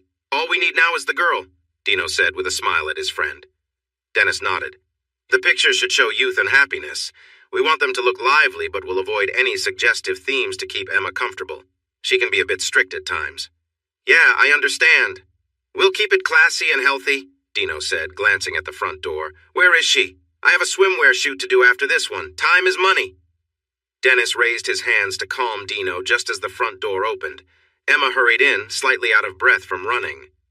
"Okay, I'll be in the studio. The changing rooms are in the hall to the back. Let's go." Dennis smiled at Emma, and she smiled back. She noticed his new fitness outfit. "That's a new look for you," she said, trying to hide her surprise. "It's for the shoot," he replied, glancing down at himself. "I have an outfit for you, too." Emma's eyes widened. "What? Is there something wrong with what I'm wearing?" she asked with uncertainty. "Not at all! It's for the campaign. We are promoting youth, health, and energy. We might be changing the colors soon. This is all part of the plan. It looks good, right?" Dennis said with a cheerful grin. Emma couldn't help but smile back at him. He looked excited. "Fine," she said with a sigh. Dennis handed her the bag with her new outfit. "I'll meet you in the studio. Don't take too long. We only have Dino for an hour." As they went toward the back, Dennis pointed to the changing room and continued on his way. He felt her watching him as he walked. Emma stood in the changing room looking at the outfit with doubt. The top seemed very revealing, and the bottoms looked too small. She frowned but changed into the fitness wear. Looking at herself in the mirror, she realized she looked good, but she felt uncomfortable showing that much skin. Pushing her worries aside, she walked down the hall into the studio. It was bright and professional, which made her feel a bit better, though it was also chilly. She wrapped her arms around herself to keep warm. Dennis stood on the set, smiling and waving her over, and she walked to stand beside him. With her fists on her hips, she looked at Dennis confidently. The camera flashed, surprising her. She blinked. "Hold on, I'm not ready, and I can't wear this. It's too revealing, and I don't feel comfortable. I want my own outfit." Before Dennis could say anything, she turned and walked away. She needed to stand up for herself, and that's what she was going to do. Dennis watched her walk away, admiring how great she looked in her new outfit. Just then, Dino signaled for him to come over quickly. Dennis went to find out what was going on. "What's up?" "I can't believe it, but I got an amazing shot of her in one try. The only issue is her expression. She looks too serious. If you can make her smile, I can put her smiling face on this body, and you'll have a great ad for the billboard," Dino said. "You can do that?" Dennis asked, and the photographer nodded. "That would be amazing. How soon can you have the billboard ready?" Dino smiled. "I know someone who can finish it by the end of the week." "Perfect," Dennis replied. When Emma came back to the studio, she looked much more at ease. "Let's have some fun with this," Dennis said, adjusting his pose to match one Emma had done earlier.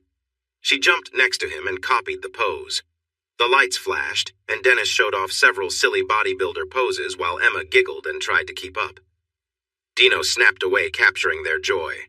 "Calm down a bit, clown. Let's get some genuine smiles now," Dino called, and they relaxed into more natural poses. The flash caught their playful moments until the photographer announced to stop.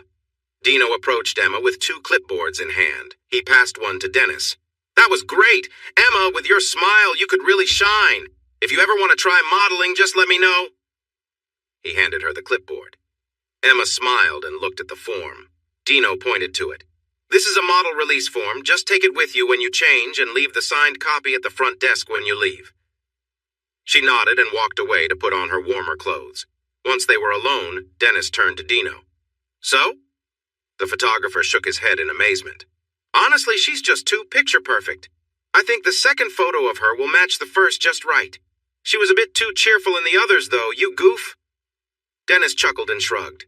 "But you got a great shot." Dino nodded. "Good. Start on it as soon as you can. If possible, I need that billboard up by the end of the week. The bus stop ads can go up the week after. He checked the time. I need to change now. You need to get her out of here before my next group arrives. They can be a handful. Darn it, Dennis muttered as he hurried away. Emma shivered again as she zipped up her sweater. That studio was so cold. She put her outfit back into her gym bag and noticed the light gym clothes Dennis had lent her. She stuffed those in too, planning to return them later. Picking up the clipboard, she discovered the pen was out of ink, so she wandered out to the front area. Dennis wasn't there yet. She set down the clipboard and searched for another pen, but there were none around. Her phone buzzed, and she saw a text from her mom. She had wanted to call her, but they were trying to save money on their bills. She told her friend she would call later with some news. Dennis hurried into the office, smiling at Emma. Do you have lunch plans? Emma knew Gary would be at his part-time job, and she didn't want to be alone in their apartment. No, I'm free. Dennis took her arm and quickly led her outside. When she looked at him strangely, he explained, Sorry, I know a great lunch spot, but it gets busy, especially on weekends. He hailed a cab and took them to a nice area with small shops and charming restaurants. They found a table for two by a window overlooking the busy shopping street. When he offered her wine, she declined. No, thank you. I had some last night and it didn't sit well with me. I'll just have water with lemon, please. As she sipped her water, she watched stylish people dressed in fancy clothes, driving by in their nice cars or strolling through the shops. She felt a bit mesmerized by it all. Dennis observed her with a smile. What's on your mind? You're going to get used to places like this and enjoy the finer things in life just like you deserve, he said. Emma looked at him, surprised that he thought she belonged in such a crowd, so different from her simple beginnings. She noticed a graceful woman walking out of a shop with shopping bags and wondered what it would be like to have the freedom to buy things whenever she wanted. Would it make her happier than she felt with Gary? Dennis watched Emma deep in thought and felt he was making progress. He knew that getting her to think about a better life would lead to even bigger things in the future. Later that day, Gary returned home by 4, feeling good about finishing work an hour early. He climbed the stairs thinking of Emma and hoping she had a great day at the photo shoot. He felt proud of her. Grinning, he opened the door to find the apartment empty. She hadn't mentioned being out all day. He heard a noise in the hallway and quickly opened the door. Emma?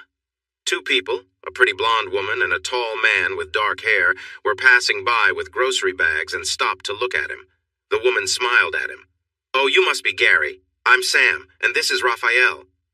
Hi. I was expecting Emma to be home by now, he replied. Maybe she's out with Dennis again, Raphael suggested playfully. Raphael, Sam scolded him. You mean Dennis, right? Gary asked with caution. Sam laughed lightly. Yeah, I guess she doesn't know many people who would fit that description. Noticing Raphael was captivated by Sam's smile, Gary said, Dennis is her boss, but I can see why you describe him that way. He's helping her career. Gary felt uneasy at this thought. Like getting her tipsy from wine? Raphael chimed in. Raphael, really? Sam said, surprised. Gary looked closely at the tall man. Is that what happened? She seemed off this morning. She doesn't usually drink. Raphael nodded. He took out his phone and quickly sent her a message. He noticed the couple waiting for her reply. When his phone pinged, he read the message and paused for a moment. She had 3 classes on Sunday, too. She wouldn't be home until after 10. That meant they had almost no time together on weekends. He sighed, feeling disappointed. He replied, Proud of you. Love you. See you tonight. Well? Sam asked. Oh, Emma now teaches fitness classes on Sundays, too. She won't be home until late, Gary explained. Does this mean you don't have dinner plans? Sam asked with a big smile. Raphael looked surprised. Gary noticed their exchange and tried to make an excuse. I'm okay. I'll just heat up some leftovers. Nonsense. You should have dinner with us. It's the friendly thing to do, she said with a grin and shot a look at Raphael. Please join us, he said. But Gary could tell he was only saying it to avoid Sam's disapproval. He smiled. If it's not too much trouble? Not at all, but you'll need to bring your own chair, Sam said sweetly. Gary nodded. I just got back from work, so I need to clean up. What time should I come over? How about 7? Sam suggested, and Gary agreed. See you then. Thanks, he said, watching which door Rachel went to for knocking later. Sam smiled and pointed to the door. Gary waved goodbye and went inside. After spending all day in small, musty rooms of shops, he often felt a bit off. At least he felt good about helping his clients manage their expenses, and their records were looking much better. His goal of teaching them to be independent had a downside. Some might not need him anymore, which could create problems for his income. This made him think about how he wanted to earn money with his music. He wasn't sure if it would change how he unwound after work, but he felt there was no choice. He took off his jacket and sniffed it. It smelled of various shops and a hint of Jasmine's perfume. He realized he had time to do some laundry before having dinner with his neighbors. As he emptied his pockets, he felt something stiff inside. He pulled out some folded papers and spread them flat on the kitchen table. He realized this was the document Stefan had left for him to sign. Gary frowned, feeling puzzled because he hadn't put this in his jacket. Thinking it over, he suspected Selena might have done it since she was eager for him to work with her. He remembered Stefano saying he would pick it up in the morning, and he hoped Selena didn't get into trouble. He started reading it, but it quickly became difficult to understand, so he put it in his backpack to take to school. He planned to show it to one of his teachers who knew about contracts and could give him advice on whether to sign it. Gary took a quick shower and slipped into his sweats to do the laundry. He added his jacket to the bag and headed to the basement. Laundry time, yay. Selena felt happy all day.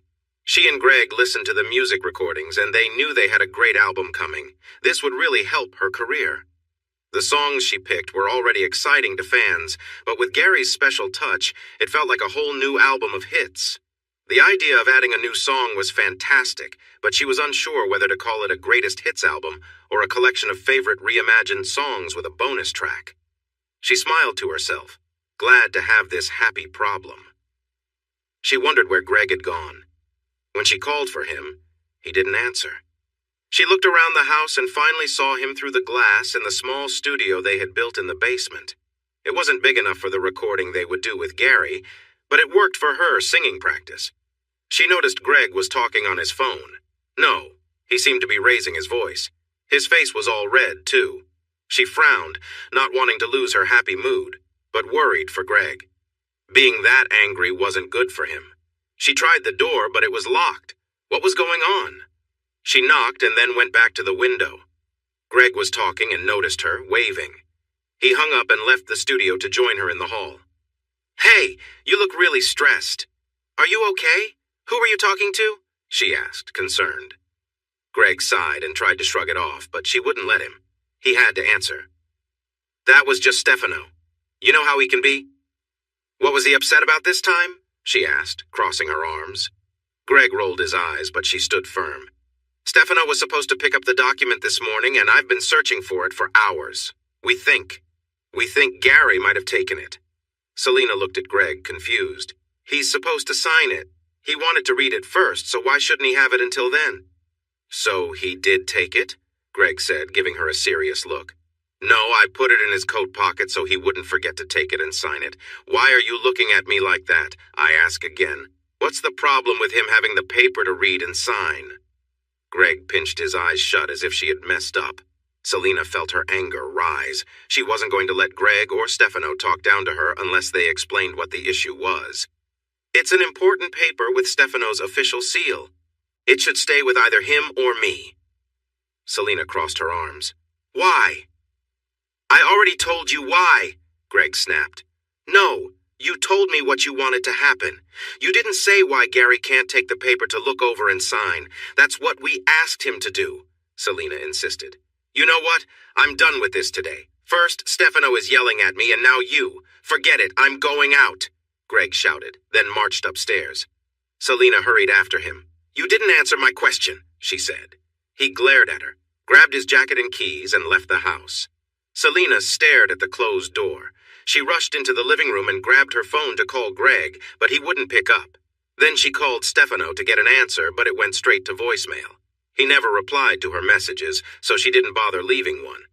Selena plopped down on the couch, laid back, and stared at the ceiling, feeling frustrated. So much for her happy mood. Gary knocked on his neighbor's door, holding a kitchen chair in one hand and his guitar case in the other. Raphael opened the door, and his eyes widened in surprise. "You brought your guitar?" Gary felt his face get warm. "I was told not to come empty-handed, so I thought I'd bring some music." Sam appeared next to Raphael and exclaimed, "Yes!" She clapped her hands, surprising both men. She laughed at their surprised faces. "Come in, Gary. Sorry if I startled you." She pushed Raphael aside and smiled at Gary. He handed the chair to Raphael, who took it to the kitchen while Sam guided Gary into the living room. "Who told you to bring your guitar?" she asked. Gary shook his head gently. "This is my first time being invited to a neighbor's home for dinner. Emma usually helps me with these things, but she's busy, so I texted my mom.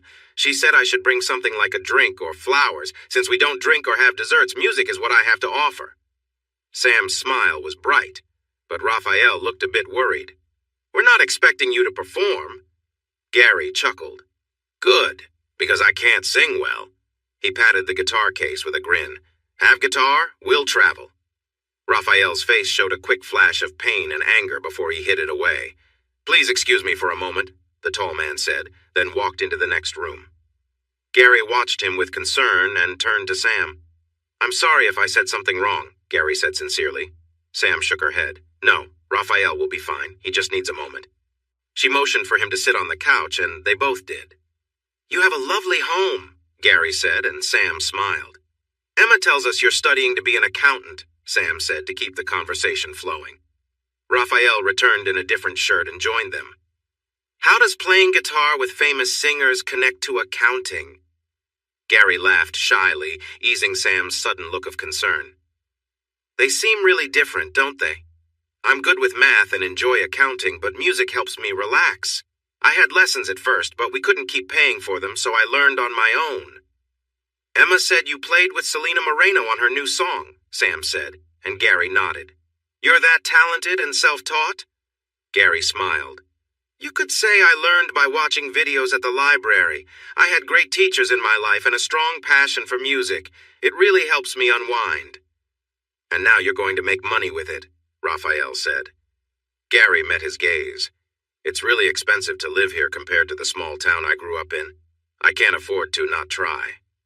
Raphael nodded, understanding the high costs of city life. "We came from a small city too, and we noticed the price increase. Emma and I are from a farming area, and the town seems to get smaller every year.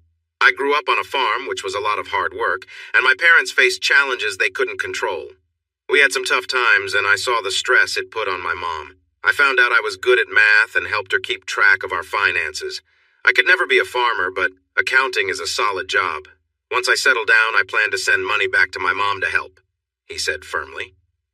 Gary's words seemed to resonate with Raphael, who smiled and nodded in approval. The oven timer beeped, and Sam quickly got up to check on dinner. "It's just a simple spaghetti with meat sauce." "Oh, I should have asked if you're vegan," she exclaimed. "Not vegan," Gary replied with a smile. Sam sighed in relief. "Great. Take a seat. It's ready." Raphael and Gary sat at the table while Sam served them plates of spaghetti with meat sauce. Gary smiled as he enjoyed the lovely aroma. "Would you like some water?" Sam asked, and Gary nodded. "We don't have alcohol," Raphael added. Once Sam sat down, they all began the delicious meal together. Their chat focused on living in the building, the classes they were taking, and the part-time jobs that Gary and Raphael held. Eventually, they finished eating and leaned back from the table. "That was fantastic. Thank you for the food. Can I help clean up?" Gary asked. Sam beamed and curtsied. "You are very welcome. Raphael is in charge of the cleanup, so why not relax in the living room? Would you like more water?" "Yes, please," Gary replied, handing her his glass. When she returned it full, he took it to the living room and set it down on a coaster beside the couch. Sam joined him on the couch, her face bright with a smile. "How did you meet Selena?" Gary smiled, feeling a bit shy. "I started going to Rocky's on Thursdays for the open mic nights. I just wanted to get over my shyness." "You get shy?" Sam said, surprised. Gary nodded slowly. "Yeah, I'm pretty quiet. I don't like being in the spotlight." Raphael sat down in an old armchair next to them and nodded to Gary. "Did being on stage help with that?" Sam asked. He smiled softly. "Yes and no. It took me a while to feel comfortable playing for the usual crowd. The most people I'd seen there was 18, but then one night, it was a packed birthday party. Selena's night was the busiest, with maybe 60 people. It made me nervous, but Emma helped me out. "Can you play something for us?" Sam asked, bright-eyed. Gary smiled and nodded. "I'd love to." He took his guitar from the case and made sure it was in tune. "What would you like to hear?" he asked when he was ready. "What do you know well?" Sam asked with a big smile. "I've been practicing flamenco pieces because they are challenging. Right now I'm focusing on Asturias by Isaac Albeniz." He noticed Raphael seemed a little tense.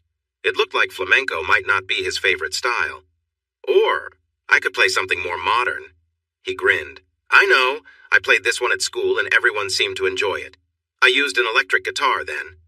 He began to play Sultans of Swing by Dire Straits, and Sam clapped with joy. Even Raphael began to relax and smile. After finishing, Gary tilted his head. "Yeah, that one sounds better on the electric guitar." He looked at Sam, curious. "Any requests?" A few songs later, Raphael made a suggestion. "Gary, would you play Asturias for Sam?" Seeing Raphael looking more relaxed now, Gary replied, "Sure." He took a deep breath and closed his eyes, ready to play. He needed to completely engage with this piece because it was quite detailed, but each time he played it, it became a bit easier. Sam held her breath as the music started and slowly let it out, allowing the melodies to take her away to far-off places. She looked at Raphael, who also had his eyes closed, but he seemed more relaxed now. She smiled and let her worries drift away. When the music finished, Sam let out a soft sigh. "That was beautiful, Gary. Thank you for playing for us," she said. "It was my pleasure. Thank you for a wonderful evening. I should head home and get some rest because I have an exam tomorrow," he replied as he carefully put his guitar back in its case. Sam stared at him, surprised. "Shouldn't you have been studying tonight?" He smiled and shook his head. "I don't try to rush things the night before. I've learned that's not very helpful. I make sure to learn everything weeks in advance and review it the week before to keep it fresh in my mind." "That's smart," said Raphael. "You only say that because it's how you study," Sam teased. Gary chuckled as he looked at them both while getting up. "And with that, I wish you a good night." Raphael stood and shook Gary's hand. "You play beautifully." Gary looked into his eyes and seemed more relaxed about something. "Thank you. Don't forget your chair," Raphael reminded him, changing back to his serious self. Gary moved the chair and guitar case out the door and into his own space. He realized it wasn't time for Emma to return yet, so he put the chair and guitar case away and prepared for bed. He tried to stay awake, but he was more tired than he thought, and soon fell asleep with the lights on. He woke up hours later to find the lights off and Emma softly breathing nearby. She looked so peaceful in the gentle light from the window, and he didn't want to disturb her. There was always the morning. Chapter 6. Exam week was busy for Gary. While he felt confident about the test material, he was also busy helping his study group who relied heavily on him. He came in early to meet them for preparation and reviewed the exam with them afterward. What was troubling Gary was that he couldn't find time to be with Emma. Besides sharing their bed at night, they hadn't really been together since the week before. On Monday morning he made her breakfast, but when he found her still in bed after his shower, she sleepily said she was going in later due to her new class schedule and needed rest. So he let her sleep. Every day when he got home she was at work and would come home late. If he managed to stay awake, they were both too tired to talk for long. This routine went on all week, and he really wanted some time with Emma. He even thought about sneaking into her class. On Tuesday, Selena called him about the contract, but he had to tell her he couldn't answer until the end of the week because of his exams. She said she understood, but he could tell she was worried. When he asked if she was all right, she made excuses and asked him to let her know as soon as he could. On Thursday, he sat in the cafeteria with his study group, looking at their mood. Brock was quieter than usual, probably worried about the exam since that topic had been tough for him in their study sessions. He jumped a little when he noticed Lee staring at him with a serious look. He smiled because she was so cute even when she was plotting something. "What's on your mind?" he asked. "I was thinking about how I might lock you in a closet so you miss the exam and I get the best scores in class," she replied, still serious. Ooh, I'd help if you locked me in there too, Jasmine said playfully. No more study group for you two, Gary said with a sigh. Lee jumped up. No, you can't leave me out. Shh. Lee frowned at the group at the next table, but then sat quietly. Gary looked at the disapproving group. We're in the cafeteria, not a library. Go shush somewhere else. Then he turned to Jasmine. You need to calm down. Pooh, she said with a pout. It's time, everyone, Brock said softly. Gary nodded, packed up his things, and headed to the exam room with his group. It was time to shine. Emma came in for her shift, feeling a bit tired. She suspected Dennis had added extra sessions to Yvonne's schedule since she didn't remember the woman coming in every day anymore. Besides feeling worn out from all the classes, Emma really wanted to spend time with Gary. She still hadn't heard how his dinner with Selena went, unless he shared, which she couldn't recall because she had been too tired. The afternoon and evening classes had been going well, but she couldn't keep this up for long. Dennis had been supportive and shared light dinners with her every night. They were getting to know each other well, but she missed those long talks with Gary. She leaned back against the locker for a moment to relax before changing. She heard the door open and turned to see 3 of her co-workers come in to change as well. Carrie, Frances, and Sella were all attractive and had been there longer than she had, but none of them taught classes. She noticed they were giving her strange looks. Where did that come from?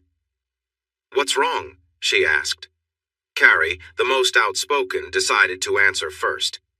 Did you have anything to do with Yvonne missing classes? Emma jumped up in surprise. No, of course not.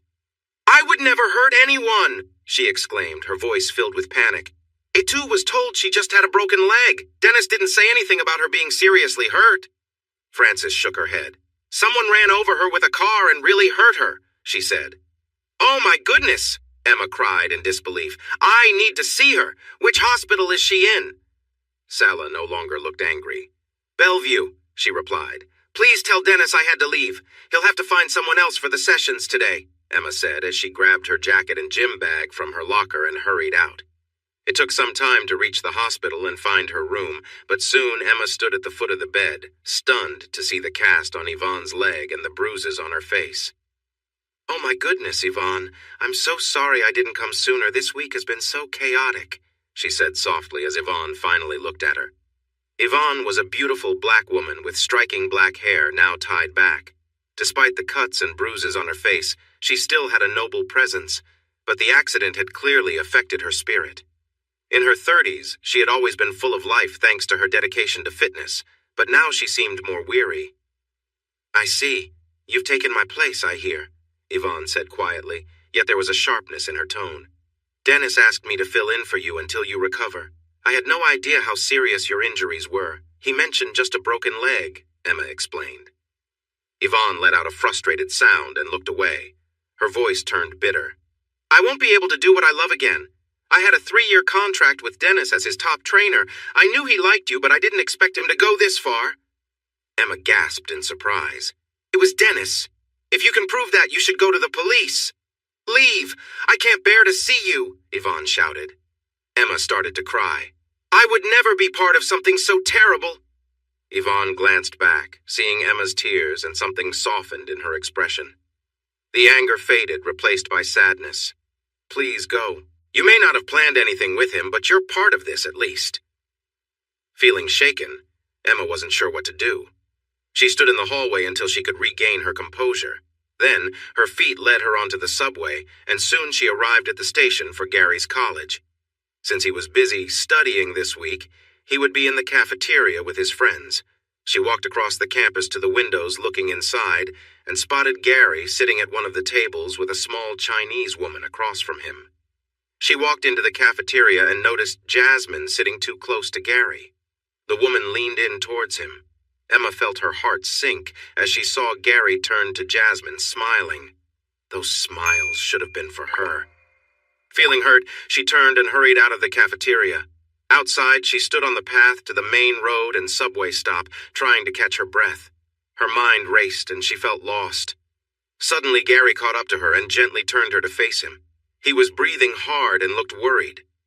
Emma, what's wrong? He asked. His eyes were full of care, and she felt a rush of emotions and hugged him tightly. "I've missed you so much," she cried. "We keep drifting apart and it scares me. Emma, I feel it too. I've missed you. I tried to find time, but school kept me busy, and you were working all the time. I felt so alone without you." They were lost in their feelings when, suddenly, a car came speeding toward them. It swerved to avoid a person in the road and slid on the smooth pavement. Jasmine was pushed aside and let out a scream as she fell. The car hit the curb and sped away while Gary and Emma scrambled to help Jasmine. She was groaning and Gary leaned close. "Jasmine, where do you hurt?" he asked, looking worried. She looked up, wincing. "The car bumped me." Emma couldn't help but laugh in relief, which made Jasmine smile a little, even though she winced again. "I'll call for help," Gary said, chuckling softly. Later, sitting at the police station with a detective, Gary held Emma's hand tightly. The detective was typing their statement when another officer handed him a piece of paper. The officer looked tired and concerned. "The security camera only caught part of the license plate. It showed the car parked there for an hour before it came toward you. It seems like this was on purpose. You were lucky to get out of the way. Your friend is okay, just a bit bruised." Gary and Emma nodded and smiled at each other. Emma suddenly remembered something. She turned to the detective. "I just spoke to Yvonne, a co-worker from the fitness club. She said someone tried to run her over just a week ago." Gary frowned. "That seems too close to be just a coincidence." The detective wrote something in the file.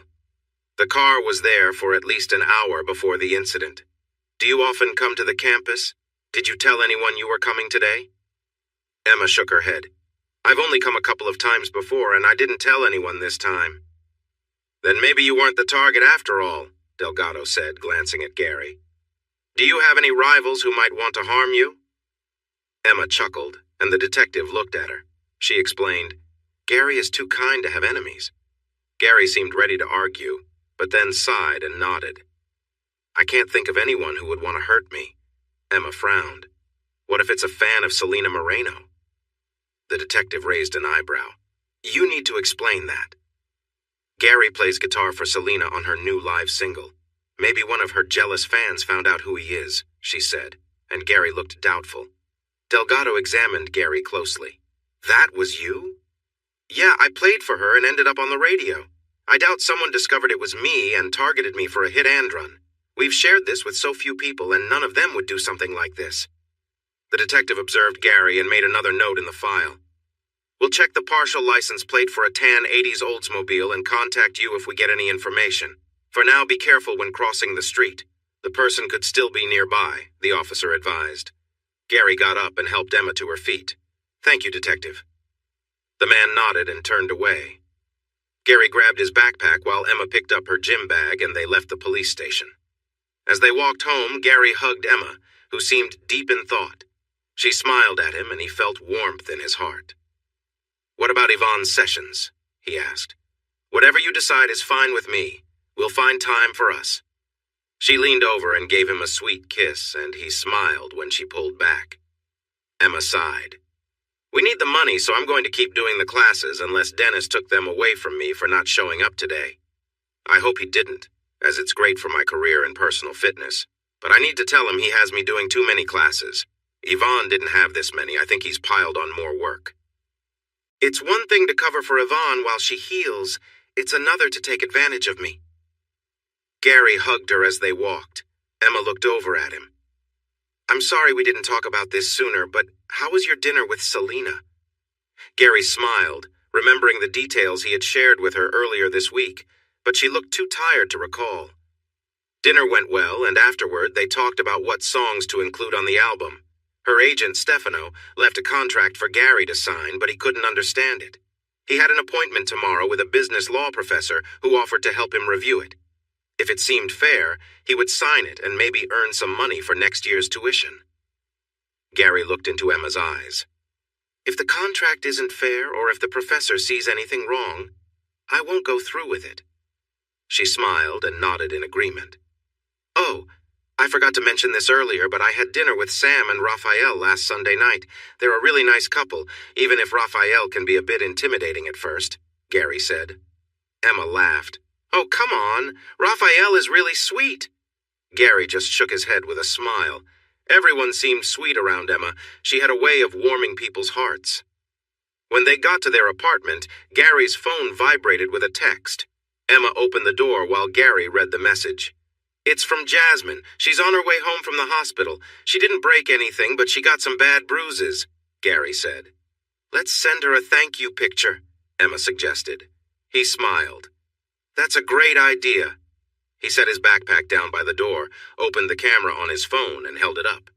Emma put down her gym bag, wrapped her arms around Gary, and pressed her cheek against his with a grin. Gary took the photo and looked at it. "Are you sure you want me to send this? It looks like our faces are pressed together a little too much." Emma smiled and nodded. "Yes, maybe it will encourage her to find her own partner." Gary looked at her, surprised by her playful tone. "Is that a bit possessive, I hear?" "What if it is?" Emma replied with a cute smile. Gary smiled back. "Then I get to say it too. Tell your strong boss to look elsewhere. You belong to me." She understood the hint about her contact picture for Dennis and nodded, laughing a bit as Gary inched closer and kissed her softly. As they held each other close, they fell into a rhythm of laughter and joy in their connection. After a while, they settled next to each other, enjoying the peace that followed. Gary looked at Emma, fully drawn in by her beauty. When she finally looked at him, she caught the deep warmth in his gaze. A bright smile appeared on her face, and he felt captivated again. "Stop it," she said with a playful pout. "You're making my cheeks hurt from smiling." He chuckled. "Sorry." His smile faded a bit as he grew serious. "I'm really sorry about how things got complicated. I've been worried about our money issues, but I didn't share that with you. I should have come to the club or skipped studying that morning to talk to you. I could have woken up early or met you at school to chat. We just need to work harder to share what's on our minds. I love you. That's what matters most." "I love you too," Gary replied. "Please be careful crossing the streets. I don't know who might be after us, but I can't stand the thought of you getting hurt." Emma turned to hug Gary tightly, looking into his eyes. "You be careful too." He gently held her face in his hands and kissed her softly. When the kiss ended, Emma nestled against Gary, feeling content. That's how sleep finally found them after a long week apart. Emma sat across from Gary at the breakfast table, both smiling as they thought back to the night before. Emma stretched like a cat, and Gary could almost imagine her purring. "I slept so well last night, I feel like my energy is back," she sighed. "Taking a rest day made all the difference." Gary raised an eyebrow. "Maybe our special moment is what helped you sleep so well and feel energized." Emma giggled at his playful smile. "Yes, Gary, that's definitely a better explanation." He grinned and stood up to start cleaning the breakfast dishes. Emma picked up the clothes they had left on their way to bed and put them in the laundry bag. Then she checked her gym bag to see if she wanted to change her outfits. She had 2 extras there. She pulled out a dark purple workout outfit and frowned. "I don't think I've seen you wear that," Gary said, standing by the sink. "No, you haven't. This was the outfit Dennis picked out for the photo shoot," she explained. Gary tensed up, making it clear he didn't like that Dennis had chosen revealing outfits for her. His gaze met hers, and she shook her head. "I tried it on, but I couldn't go through with the shoot in it when I got to the studio. It's too much for me. I changed into my own clothes and did the shoot with those," she said, keeping an eye on Gary. He nodded. "I wouldn't tell you what you can or can't wear, but I'm really glad you didn't use what Dennis chose. That was crossing a line." Emma didn't argue.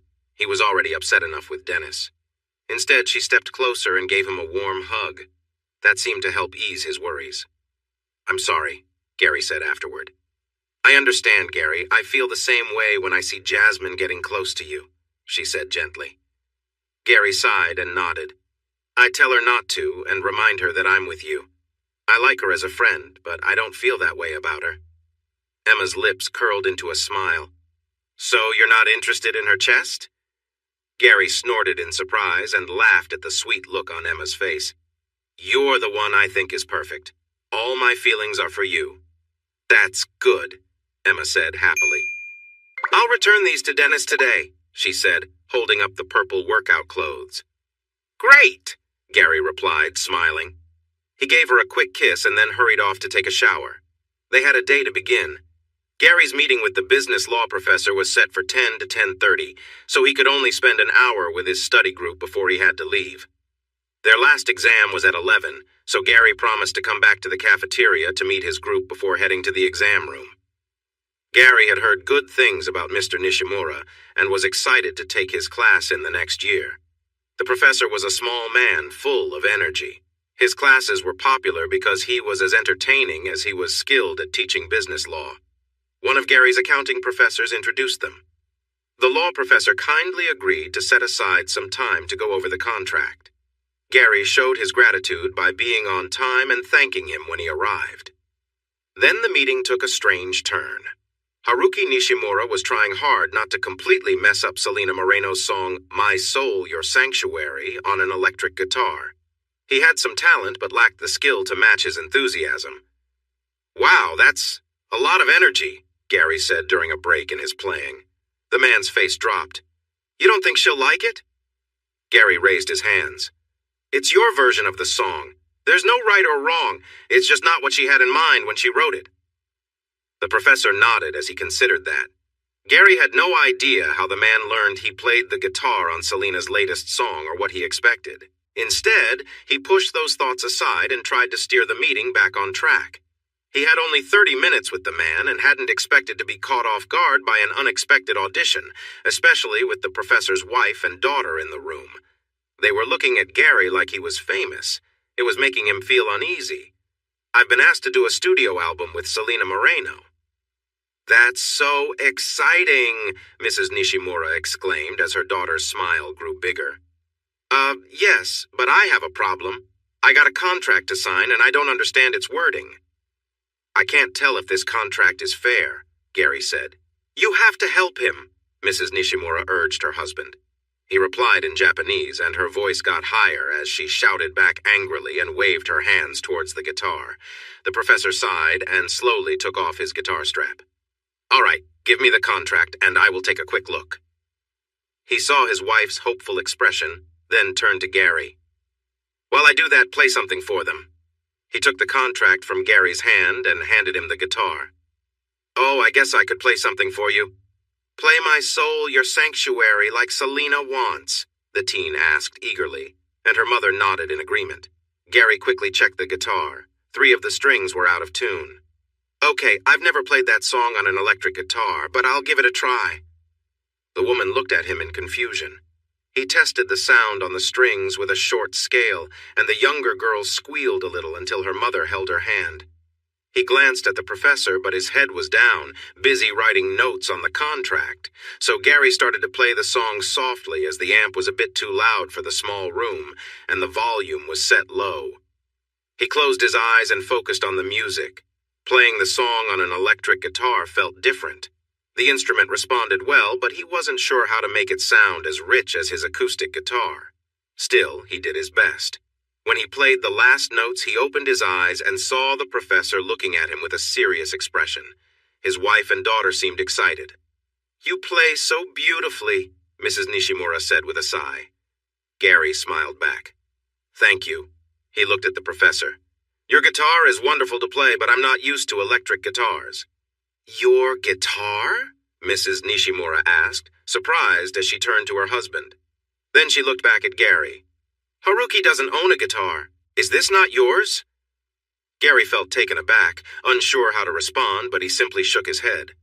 All he had was honesty. He glanced at the professor, who was becoming a bit red. He hoped he hadn't made a mistake. "You don't have an electric guitar and you play for Selena Moreno?" the professor's wife asked in surprise. Gary smiled shyly. "I have an acoustic guitar. Greg Yossman lent me an electric one when I played with them at their place." He noticed the young girl looked impressed when he mentioned Greg's name. He admired the shiny black finish of the Gibson guitar, the beautiful inlays on the fingerboard, and the gold details. "It's gorgeous and plays so well." Mrs. Nishimura said something sharply to her husband, and he looked at her in surprise before responding. His wife stayed quiet, but both she and their daughter were giving him disapproving looks. Gary finally jumped in to try to ease the tension. "About the contract?" Haruki's face was serious. "Do not sign this." Gary blinked in surprise. "What?"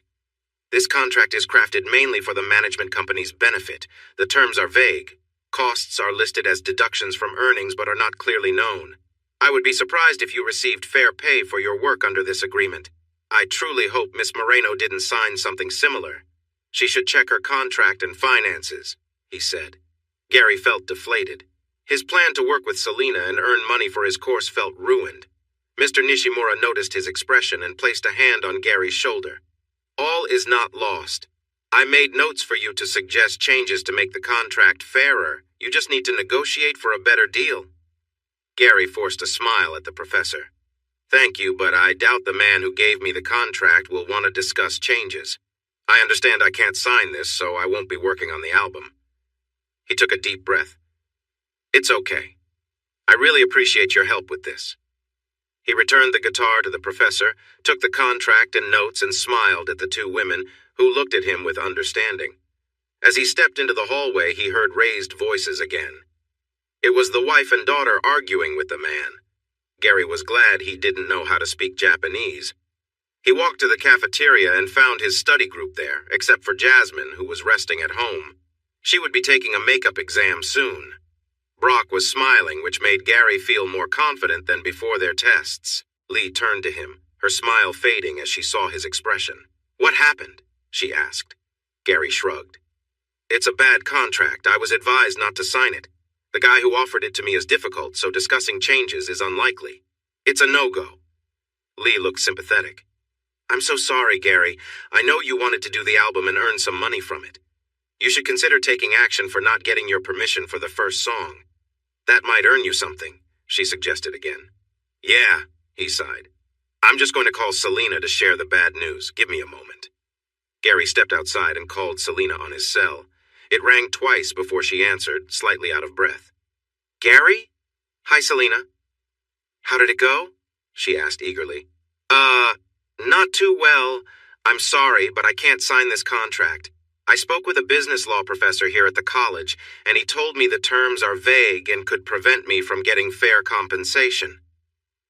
The document was created with Stefano's company in focus. It mentioned deductions from payments, but it didn't explain how much.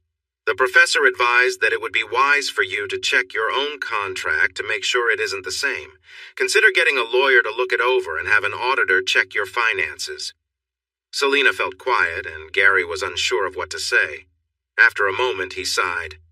I'm really sorry. I was looking forward to working on the album with you and Greg this weekend. Now I can't. Thanks, Gary. The call ended. Gary felt bad after hearing the disappointment in her voice. He hoped she wasn't upset with him, but he couldn't change it now. With another sigh, he went back to his group before they headed off to the exam. Selina screamed in frustration to let out some of the anger inside her. She had been so excited about the weekend.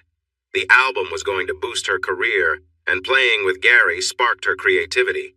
Their last jam session had been so uplifting. Selina wasn't truly angry at Gary. He had always been honest with her, and there was a real connection between them as artists. A deep frustration hit her, knowing that they couldn't work together because of Stefano. He became the target of her anger. She heard the front door open, and Greg walked in with grocery bags. He placed them on the counter while keeping an eye on her. He had been on edge all week, and Selina had reached her limit. What's wrong? Greg asked quietly. I just spoke with Gary. We can't record the album this weekend. His law professor looked over Stefano's contract and warned him not to sign it. He said it's a bad deal that could stop him from being fairly paid. The professor suggested we check our contracts too and have our finances reviewed. Every time I've mentioned this, Stefano has reacted badly. Hearing this from someone else makes me more certain I need to act. I'm reaching out to a law firm and an accountant today. Greg frowned at her. So, some kid thinks he can't understand a contract and we're going to risk our reputation and relationship with our agent, who has always supported us?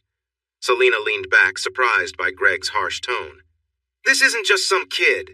It's Gary. He has been honest since the night Stefano took his music for me. He hasn't been paid for that. He never agreed to it, and if he wanted to, he could take action against us, but he hasn't, right? Just give him a little time, Greg snapped back. What is wrong with you? Selina asked in disbelief. Why are you siding with Stefano instead of us? He could have changed your contract too. I'm going to confirm this with a lawyer and an accountant. If Gary's contract was the only issue at hand, we would move on. Don't do this, Greg suddenly begged. It's going to happen. The real question is, whose side will you be on? She said, her heart racing. Greg's face changed. He turned to leave. You're so stubborn, he muttered as he stormed out of the house again. Selina felt angry, frustrated, and a bit scared, but she refused to let that stop her from finding the answers she sought. Gary watched Lee happily dancing around the cafeteria. She seemed really excited about how she did on the exam. Brock, however, looked very down. Gary caught his eye. What's wrong? You were so sure before. Oh, that wasn't about the exam. I was thinking about a guy I met last night. He was something special. It was hard to forget. Lee listened intently to Brock's story, but Gary raised his hands to stop him from going further. Too much information, please! Brock laughed. Oh, Gary, you're too funny. Gary gave him a serious look. How did the exam go? Brock's laughter slowly faded, and he sighed. I think I passed, but not by much. Gary looked at his study partner in worry. But you said you understood everything. Another sigh came from Brock. I thought so too, but during the exam I just blanked out. My mind wandered elsewhere. Gary shook his head tiredly. That won't help you when you're looking for a job at an accounting firm, or maybe it will. Brock laughed as he met Gary's gaze. You're the best, Gary chuckled. Come on, let's review so we can all enjoy our weekends. He smiled at Lee. I'm sure Brock is eager to continue his fun activities. Brock was almost giggling as he looked at Gary with a big smile. You never let me down, Mr. Truman. After an hour, Gary finished reviewing the material with Lee and Brock, who quickly said their goodbyes and rushed off to enjoy their weekends. Gary felt a twinge of disappointment as he realized his weekend plans were now dashed. He hoped Selina was all right, and had taken the professor's advice to check her contract and notes. As Gary packed his books, he noticed Mr. Nishimura approaching with a briefcase in one hand and a guitar case in the other. The man had a serious expression. Hi, Mr. Nishimura. Are you heading home for the day? He asked. Mr. Truman, you're not very good at hiding the truth. Has anyone ever told you that? Mr. Nishimura replied grumpily. Gary recalled the man's wife asking him about the guitar. He forced a smile. It takes more than one person to make a plan. You didn't tell me what role I was supposed to play. Would it really have mattered? Haruki asked. Gary shook his head. No, you're right. I'm not good at hiding my feelings. I'm really bad at lying. The professor finally smiled. That isn't always a bad thing. I can usually keep a straight face, but my wife can read me easily. She manages our money and had no idea I bought the guitar. That's why I kept it a secret. He leaned the guitar case against the table. Gary looked at him with interest. If you didn't buy it, where did it come from? From something else my wife wouldn't like. She doesn't know I played poker at a friend's place with some visitors on Wednesday night. While she was at her book club, I decided to join in. At the very end of the night, I got lucky and had a winning hand. One of the guests didn't have enough money, so he put the guitar in the game. I won $25,000 that night. How much is the guitar worth? Gary asked.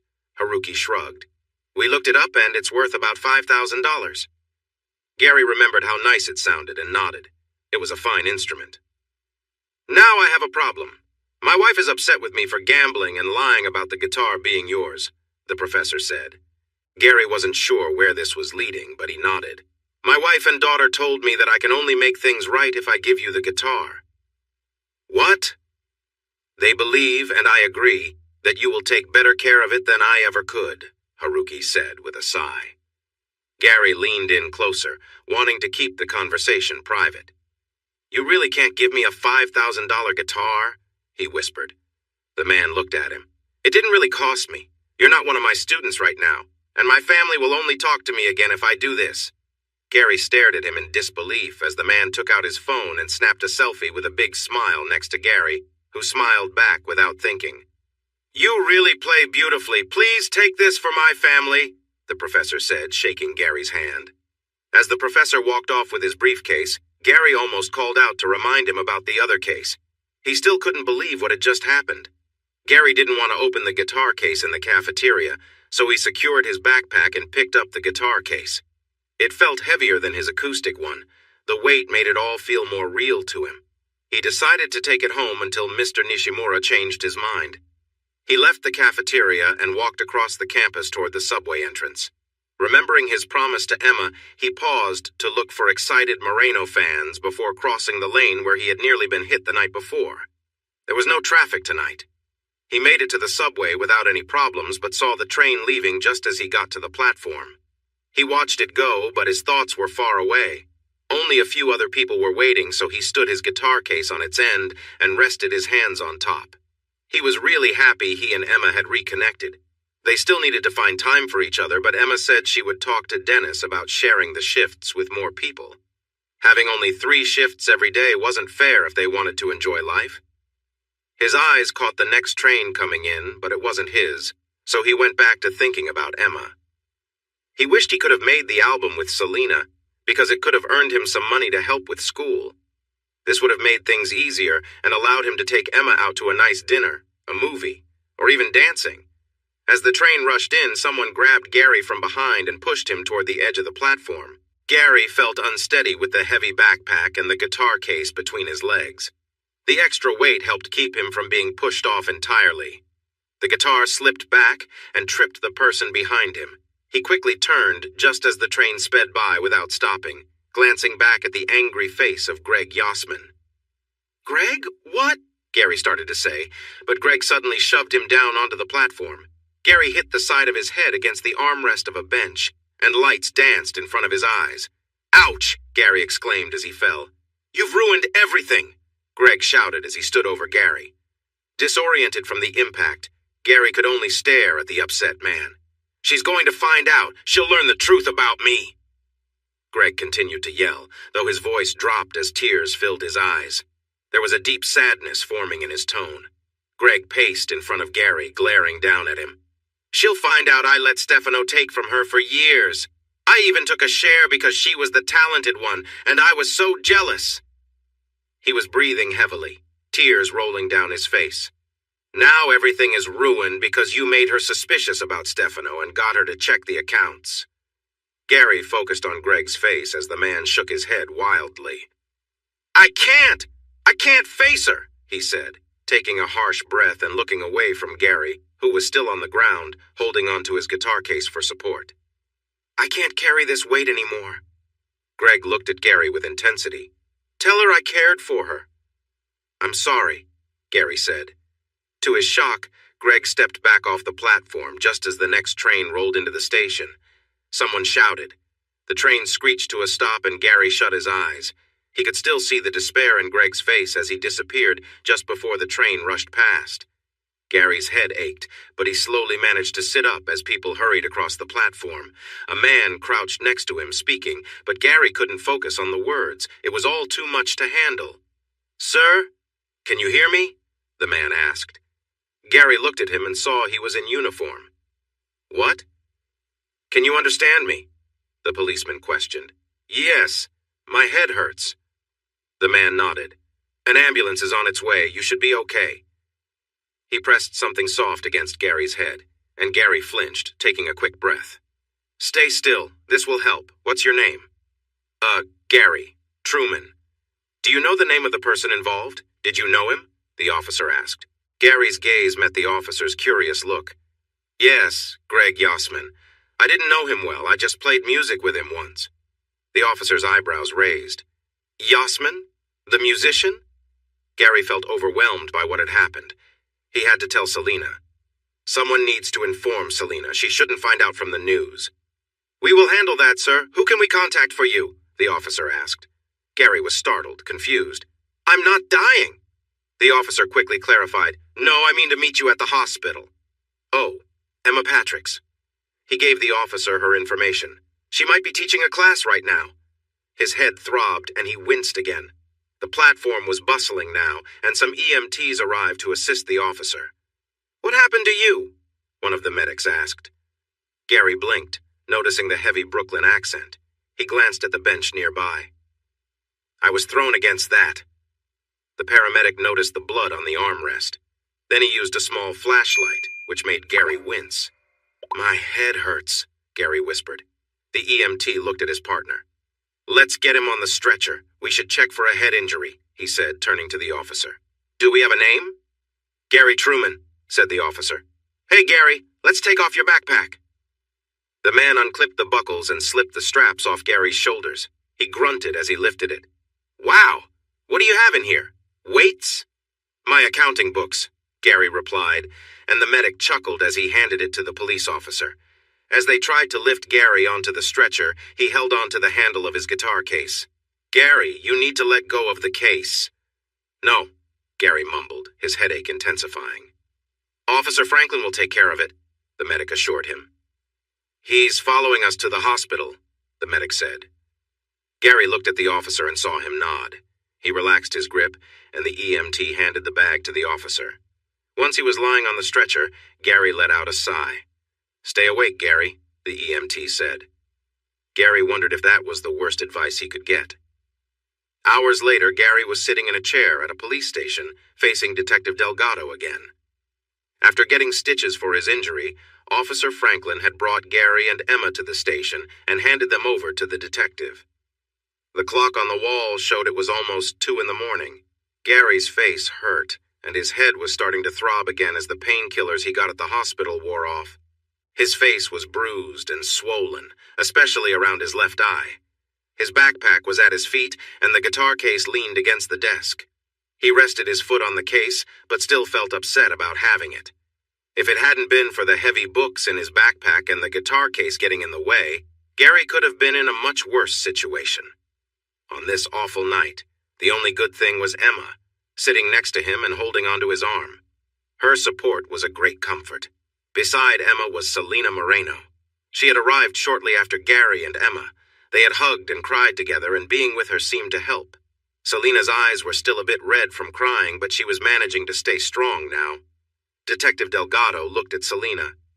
"Did Mr. Yosman drive a tan 80s Oldsmobile?" Selena shook her head. "No, Greg didn't have a car. Stefano drives a tan Cutlass, probably from the 80s. He felt scared of Gary." "Now we know why." The detective nodded and noted that information. Another officer came to the desk and spoke to the detective, handing him a printed form. "We found a lead on Mancini. He took a re-dive flight to Buenos Aires, Argentina last night. You might want to check with your bank in the morning to see if he had access to your accounts." Selena nodded slightly. After gathering a few more details, the detective thanked them for their help and said the hit-and-run case was officially closed. The subway incident with Gary was also being shut down. Selena, Emma, and Gary shared a glance and stood up.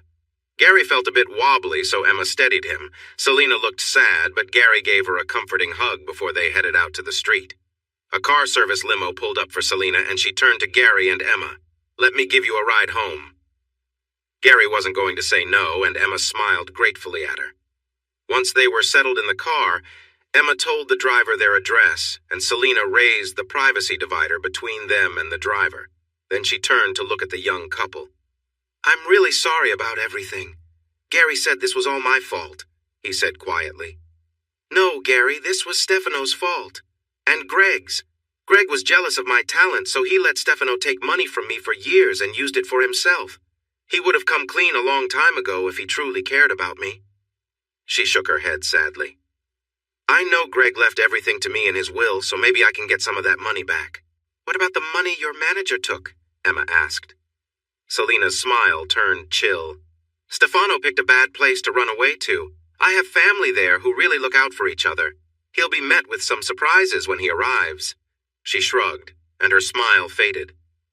"I still have a lot of sadness to deal with, but I need some hope. Something good to look forward to." She looked Gary in the eye. "Once all of this is over and I find a good manager who is honest, can we work together to make that album?" Gary smiled back.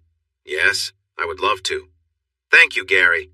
I'm sorry you got caught up in all my troubles. To make it up to you for the song we did at Rockies, send me the details and I'll pay for the next year of your course. I'll also get you a good contract when we meet again." Emma was overjoyed, but Gary was shocked. "Thank you so much. That's such a relief. I want you to know I don't blame you for what Stefano or Greg did. You are a wonderful person and an incredibly talented artist. I can't wait to make music with you soon." Selena's eyes shone as she smiled at him. The limo pulled up in front of their place, and Gary and Emma hugged Selena before getting out. Emma helped them inside the building and into their apartment before Gary finally let go of the guitar case. "You've been holding on to that case like it's precious all night. I didn't know you brought it to college," Emma said as he stretched his fingers. "This isn't my guitar, well, it's not my usual one," Gary said, feeling flustered. She took a closer look. "I didn't even notice it was different. I guess I had other things to think about." He smiled. "Mr. Nishimura, the professor I talked to about the contract, gave me his guitar at the end of the day. His wife and daughter heard me play it, and they insisted he give it to me." He opened the case, and Emma gasped. "Oh, wow, it's beautiful. Is it an electric guitar?" Gary nodded. "If he doesn't change his mind and wants it back, I have to learn how to play it, which means I'll need a small amplifier and headphones." Then he sighed. "Or I could sell it and use the money for my final year of college." "No, you can't sell this beautiful guitar. Plus, selling it won't pay for your course," Emma argued. Gary met her gaze.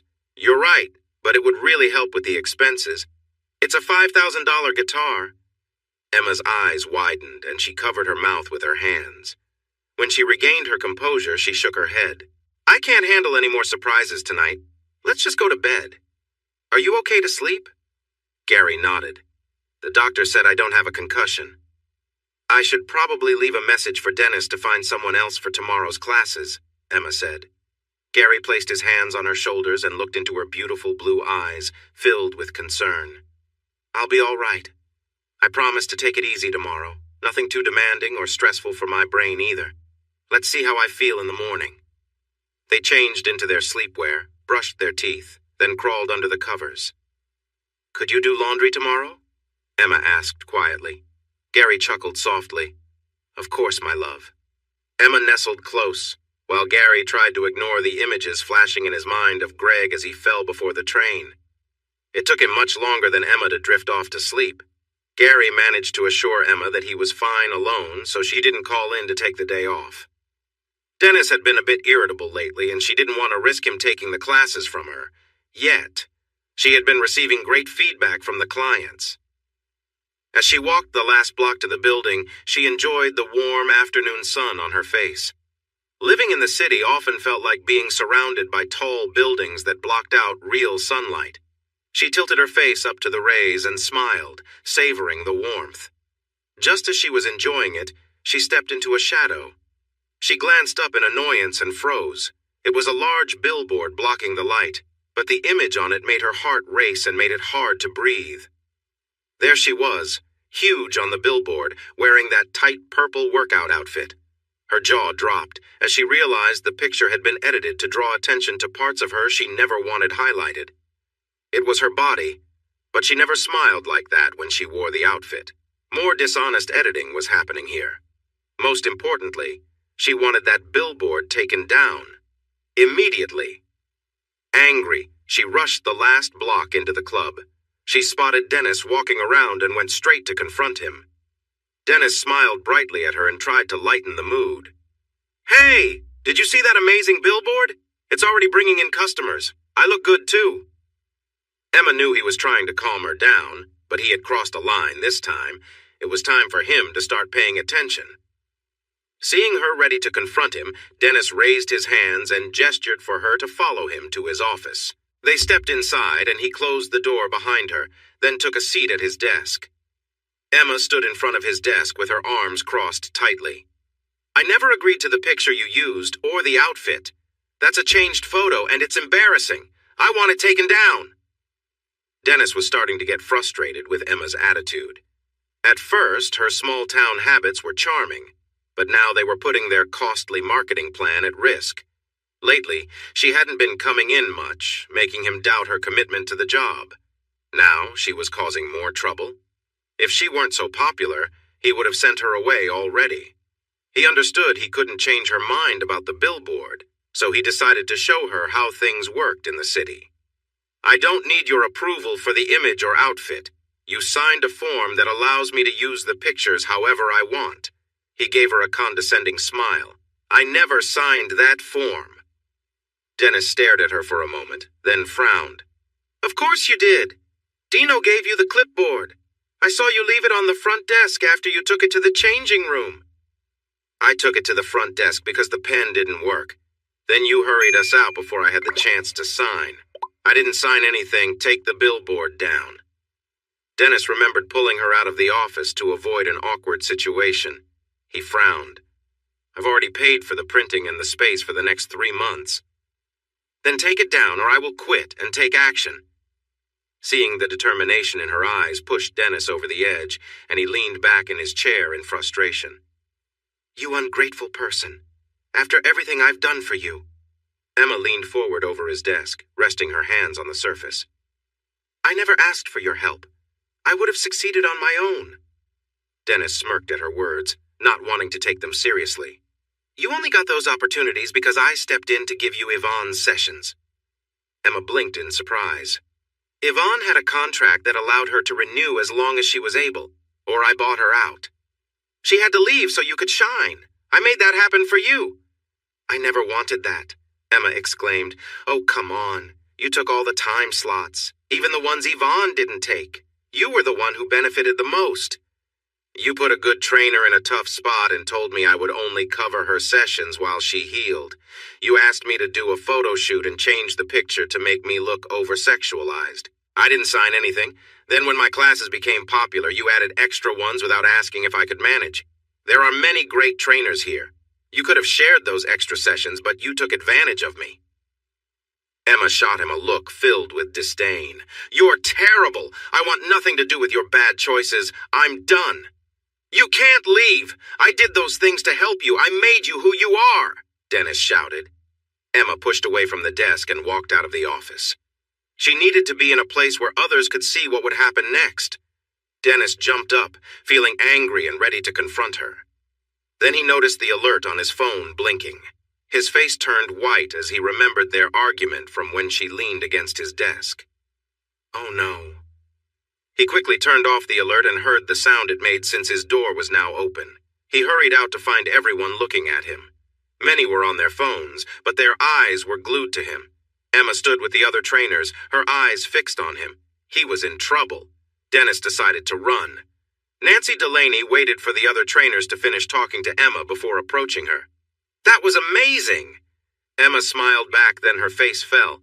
Now that I've quit, how will I get that billboard taken down? Did Dennis ever give you a contract? The lawyer asked. Emma shook her head. I was just covering for Yvonne until she got back. I just had a regular job contract. Nancy placed a reassuring hand on her arm. Leave it to me. After I'm done with Dennis and the fitness club chain, he will have nothing, and they will be begging you to return. You didn't sign the model release?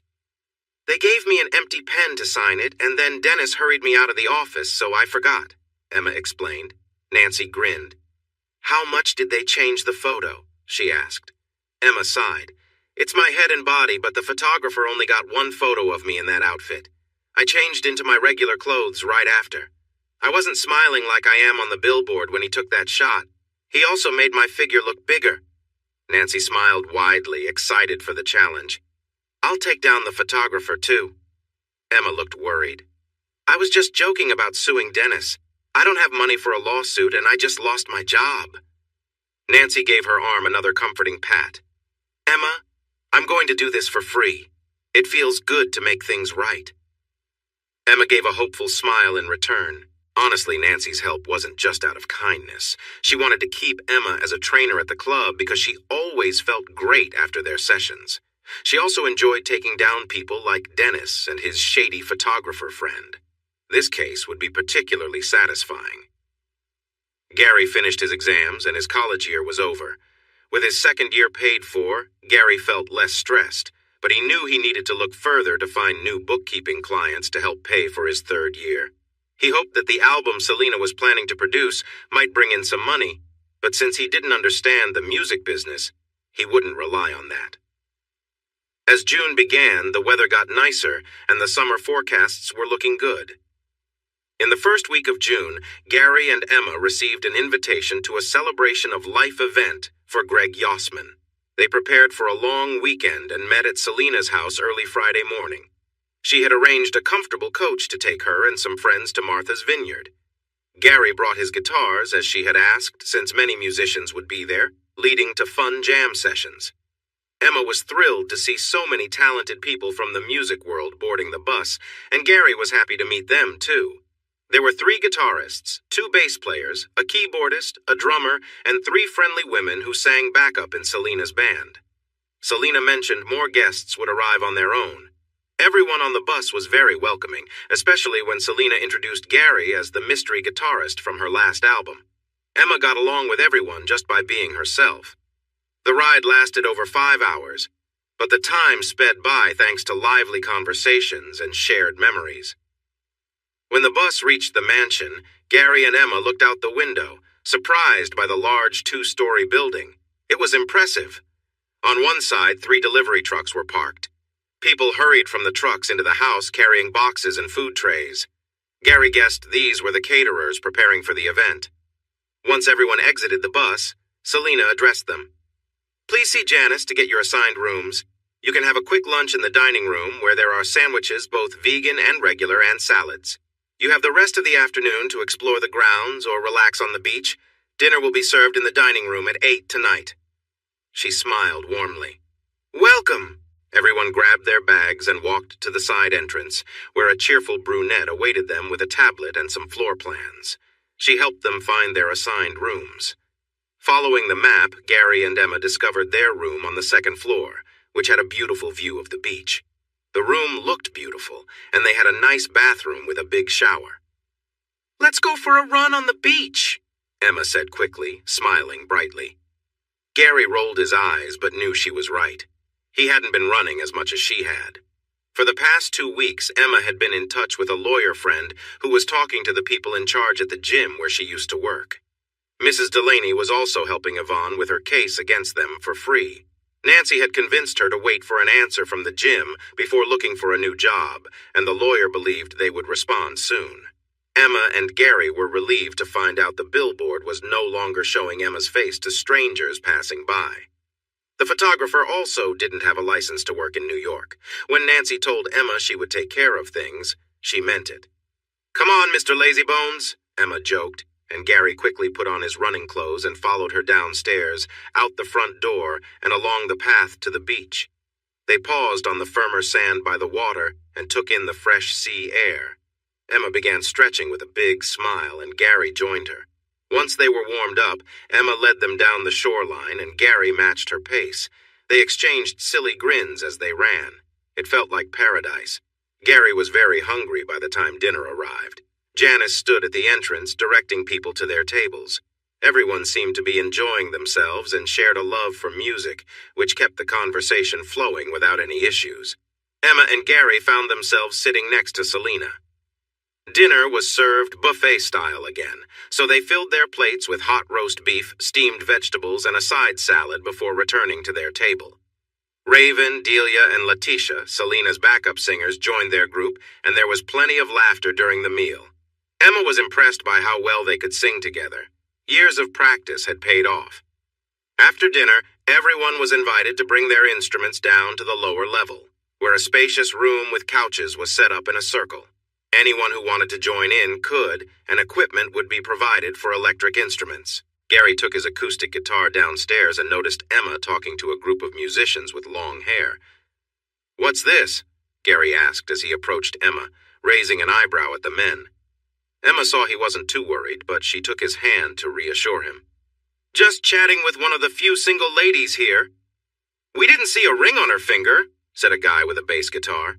"Emma and I share a connection that goes beyond any old traditions. It's really about 2 people joining together. Keep that in mind when you come around with your weak lines," Gary said with a cheeky smile. He nodded to the guys and then took Emma's hand to walk away. She smiled back at him. "That was smooth, Gary." He nodded. "It's true, too. What if I like traditions and old customs?" she asked softly.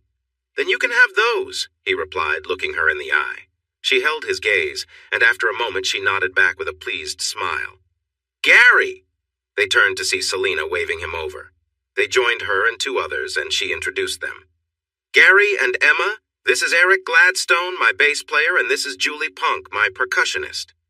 They greeted each other with friendly smiles. Eric was a tall, strong man with a serious face that made his bright yellow SpongeBob shirt seem out of place. Julie was also tall but very thin. She had a fit look in her sleeveless shirt, ripped jeans, and sturdy boots. She had shaved the sides of her head, and her hair on top was long and wild. Eric and Julie have been with me from the start. They were with Greg before I joined. Stefano didn't take money from them, just from me. Did you get back any money Stefano took? Emma asked. Selena smiled slyly. Yes, Stefano changed his mind when he got to Buenos Aires. He returned the money he had taken from me over the years. There was even more than I thought. My family there were happy about how generous he suddenly became. Gary smiled at her but chose not to ask what happened to Stefano afterwards. Instead, he placed a hand on Emma's back to steer the conversation. Do you have a cassette tape player? Selena thought for a moment. We don't really use cassettes anymore, but there might be one in the studio. Eric, do you know? He nodded. There should be an old one there. What have you got? He asked Gary. Opening his guitar case, Gary took out 3 cassettes he found in boxes under their bed. That's a nice old Gibson, Eric said, admiring the guitar. Gary smiled back. It came with the apartment we moved into. The cassettes did too, but I don't know what's on them.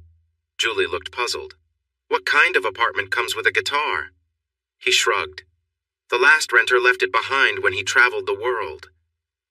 Emma raised an eyebrow at Gary with a teasing look.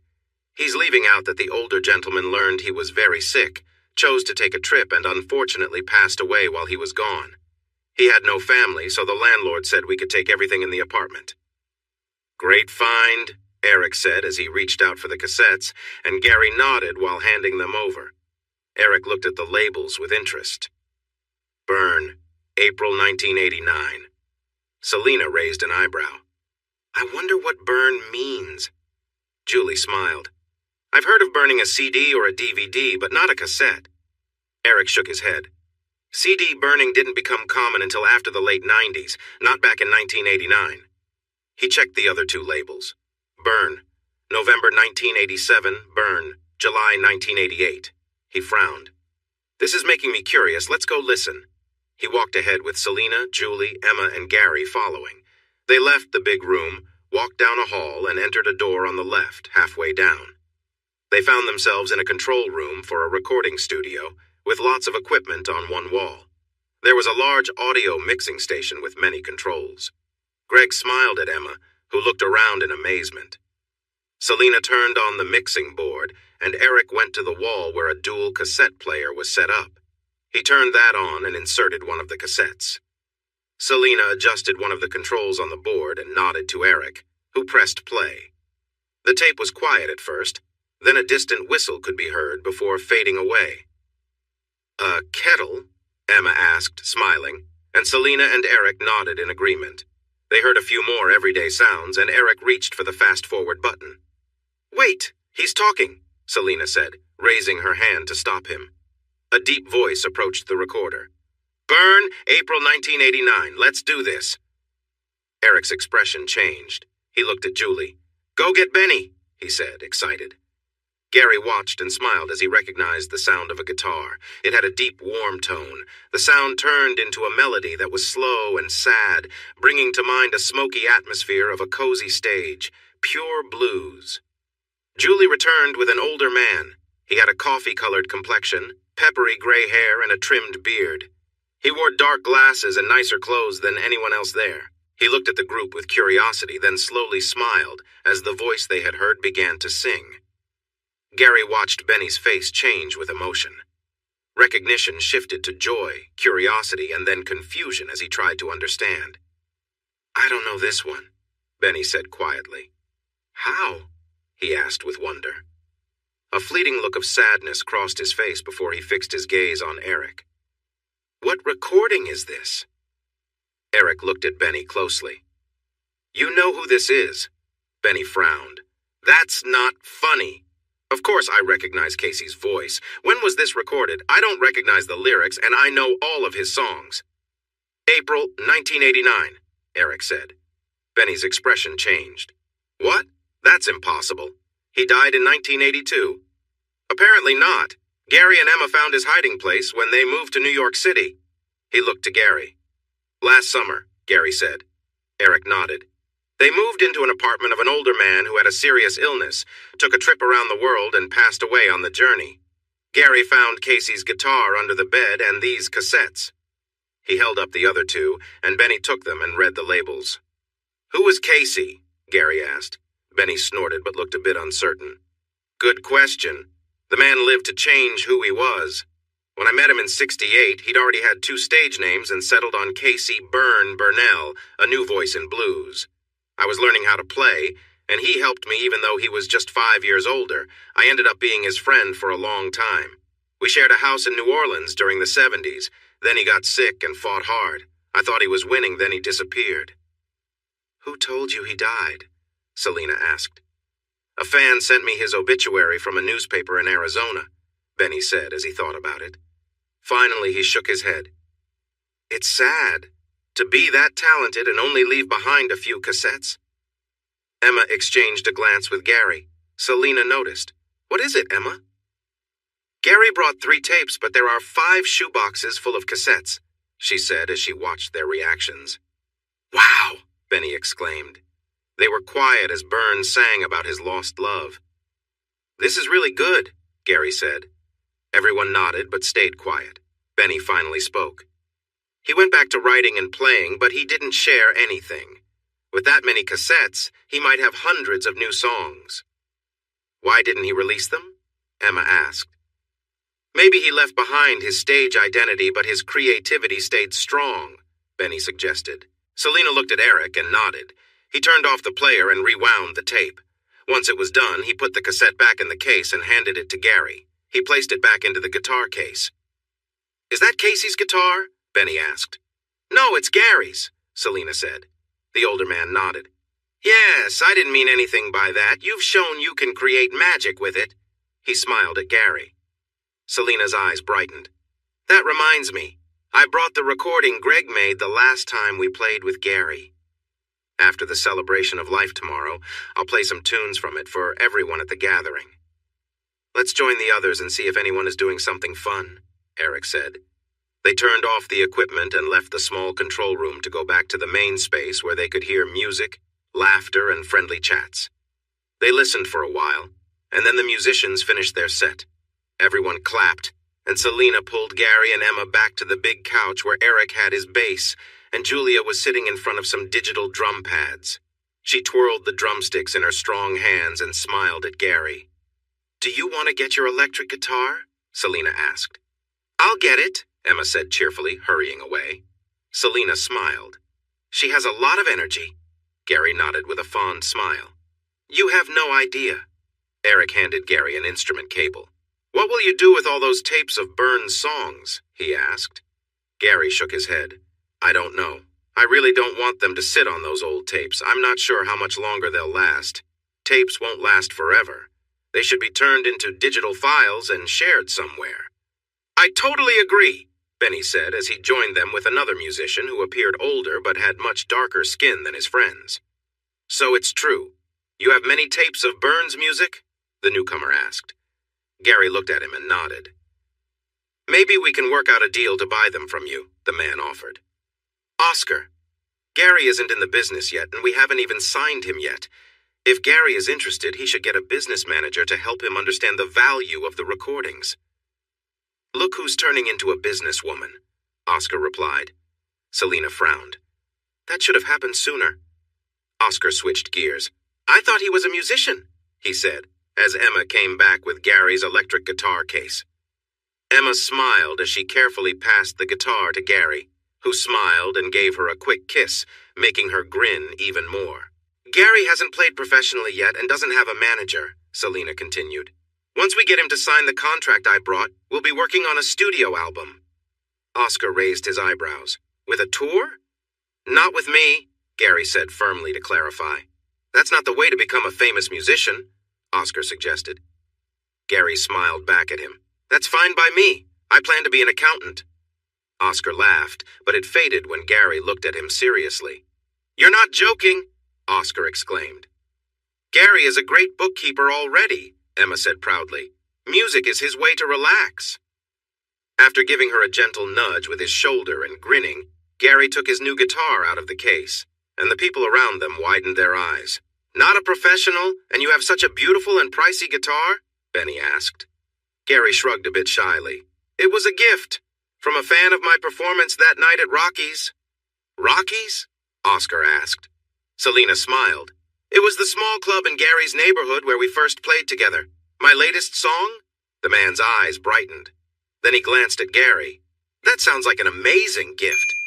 "I think so too," he said honestly. "What should we play?" Julie asked. Gary smiled.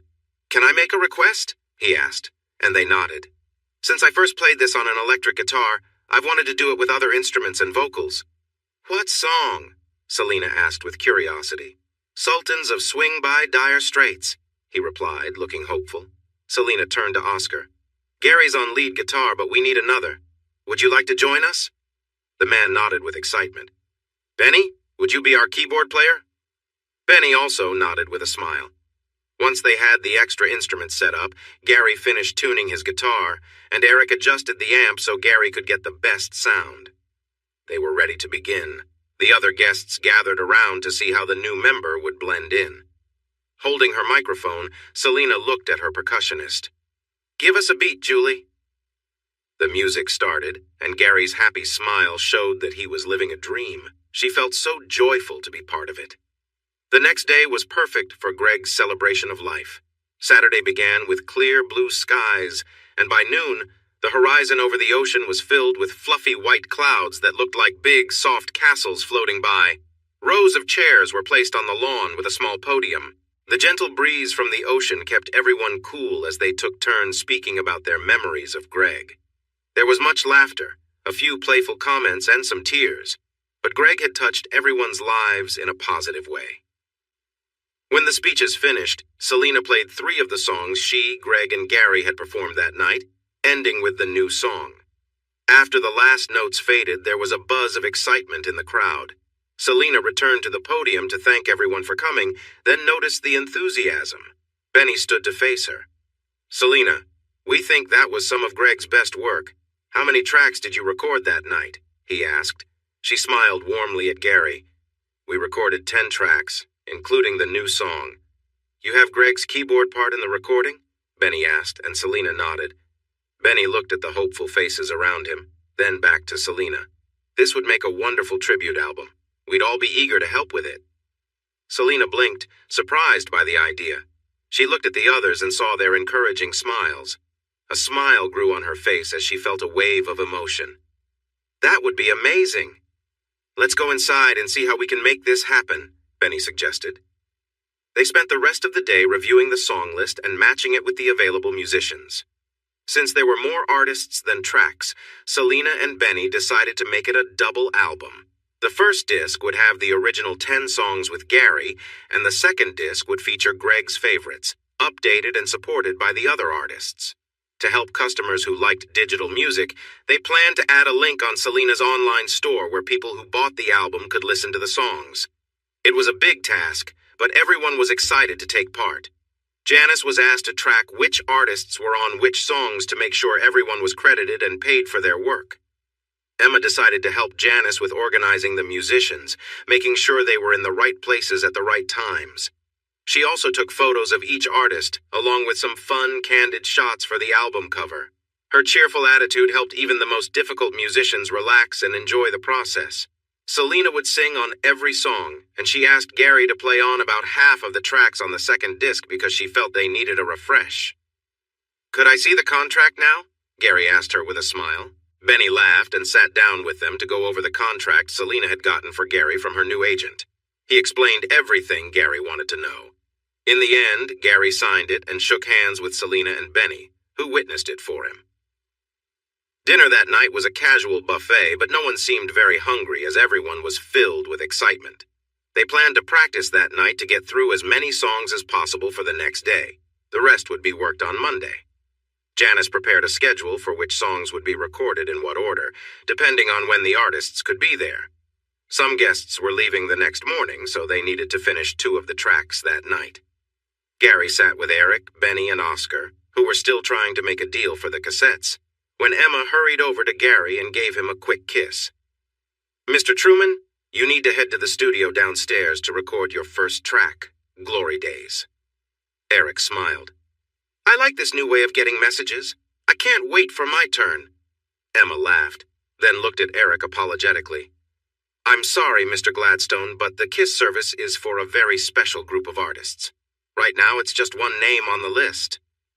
"And that's how it will stay," Gary said with a smile. Then he glanced at Emma nervously. "I was hoping to have tonight to go over the songs and learn them a bit. I don't know Glory Days." Emma smiled back at him encouragingly.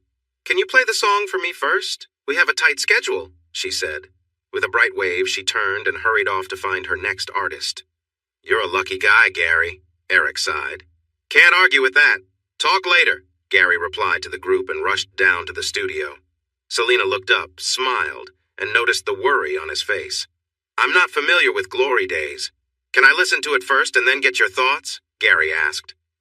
Selena smiled and pulled it up on her phone. They listened as the other musicians arrived and got ready. As the song played, Gary worked with his guitar, trying to find the right notes, feeling the sound and how it fit. He nodded as he thought about the melody. Selena glanced around the room, seeing she had everyone's attention. Greg loved this song because it reminded him of his father, who always talked about his own glory days in high school football. Everyone knows the original except for Gary, I think. "He's playing lead guitar and he doesn't know the song?" their keyboard player asked, surprised. "Pete, it's okay. He's heard the song and I want to hear his take on it," Selena said to reassure him. Pete still seemed unsure. "I guess we have all night," he replied with a frown. Gary looked at him apologetically, but Pete turned back to Selena. "What do you think of the tone?" Gary asked. "Bright and cheerful in the chorus, but a bit sad toward the end," Selena replied. Gary nodded. "Okay, here's my idea." He closed his eyes and began to play the song as it started. When it moved to the chorus, he opened it up like a crowd cheering for their team. The energy soared, then he brought it back down for the next verse. Suddenly he stopped and looked at Selena. "The second chorus will be big like the first. When the bridge starts, Greg's keyboard solo comes in, then back to the final verse, and the outro will be a softer version of the chorus. Does that work?" "It changes the song. That chorus is way too lively," Pete protested. "I may not have my own glory days yet. Maybe these are my glory days. But I've heard my dad talk about his school years, and those stories always felt larger than life. Shouldn't the music show that?" Gary explained. "Okay, we can give it a shot, but the last chorus and outro should reflect the passing of time," Selena said, and Gary agreed. Selena stepped into a smaller room in the studio to record her vocals separately.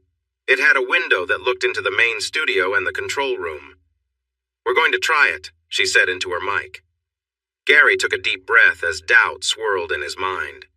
The reality of working in a professional recording with skilled musicians sank in. He was also pretty sure that Pete didn't like him or his version of the song. He glanced up at the control room window and saw Emma. She was smiling, showing her complete trust in him. He felt his nervousness fade away, just like it had when he was on stage at Rocky's that night. "I love you," he mouthed.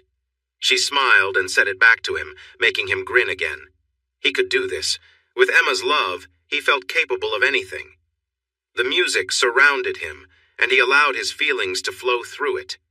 Acknowledging that he didn't have much of his own past glory to recall, he understood Pete's concerns about the bright tone he had initially given the chorus. When he played it now, he softened it with genuine longing. Selena's voice was strong and full of emotion, giving the song its spirit. Pete's solo in the bridge was inspiring, and Gary couldn't help but smile and nod to himself as he brought that feeling into his final run through the chorus, leaving the outro with a touch of sadness. When the last note faded, Gary opened his eyes and saw smiles on the musicians' faces. The control room mic clicked on. "That was really great for a first try. Selena, come in here and let me know if you think we're ready." She hurried out of her booth to join them in the control room to listen to the playback. Pete walked over with a strange look on his face, but he had a smile, too. "You didn't play it the same way this time." Gary shook his head. "You were right. I was getting too caught up in my annoyance with my father's glory days stories. I made it too bright, so I toned it down." Pete nodded and then looked over at the window to the control room to see the excitement. "Wow, "I think it worked," he said.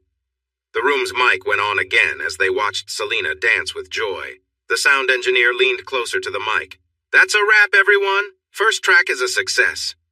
"Wow, I've never been part of a successful first take."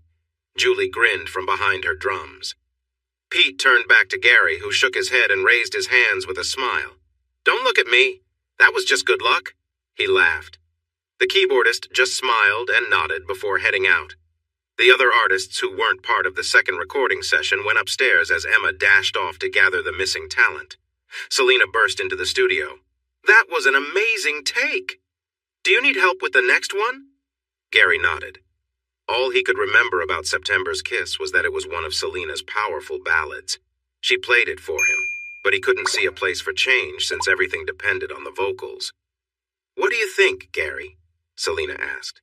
He looked at her and shrugged. "I don't see what needs to change here. The instruments are just background to your singing." "Yes, but it needs something new, a fresh emotional vibe, like My Soul, Your Sanctuary," she insisted. "You want to record it at Rocky's?" Gary asked with a smile. She laughed, then suddenly paused. She turned to look through the control room window. "Emma?" she called as she saw the cheerful redhead coming back. Emma looked over and nodded. "Gary needs his acoustic guitar. Wait. Gary waved his hands to stop Emma from leaving in a hurry. Selena glanced back at him. Gary looked a bit nervous. Don't think I can solve this one." When she frowned, ready to argue, he raised a hand. "Can you play the song again?" She still frowned, but played it again on her phone. They listened for a moment. Then her face lit up and she smiled at Gary. She turned back to Emma. "Can you ask Pete to come back to the studio?" Emma nodded and hurried away. Gary felt relieved. He thought the piano was a better fit too. Selena smiled at Gary. "I thought you weren't interested in playing with me anymore." He laughed and shook his head. "I will be busy tomorrow and the next day, and I doubt we will get it right on the first try." The singer nodded. "Yeah, that was just a little lucky moment happening, but I'm happy with it." Gary smiled back. "I totally agree." Pete came back to the studio looking at Selena with curiosity. "Would you like to do an acoustic version of September's Kiss with me, just piano and vocals?" she asked. Pete's happy face showed he was excited. Gary smiled too, packed his guitar into its case, and waved goodbye to everyone as he left.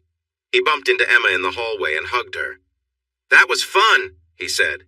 "It was magical," Emma replied with a smile. "You're the magic one, my genie," he whispered, making her grin even wider.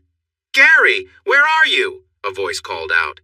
He and Emma looked toward the stairs to see Eric coming down with a serious look. "What's up?" Gary asked. "We need to practice for tomorrow. We have a lot of songs to go through," Eric insisted. Gary looked surprised. "I thought we would do that tomorrow." Eric rolled his eyes. He finishes one track in one take, and now he thinks all of them will be that easy. "You heard about that?" Gary asked, feeling worried. "Pete told everyone, let's go. We have to practice," Eric said, suddenly smiling. Emma smiled at Gary's groan, kissed his cheek, then gently pushed him along. Music wouldn't wait, but magic would. Gary spent Sunday and Monday in the studio, playing one song after another. When he wasn't in the studio, he practiced with Eric and Julie. For the first album, the audio engineer used Greg's keyboard tracks from their jam night recording. For the second album, they brought in 3 different keyboard players.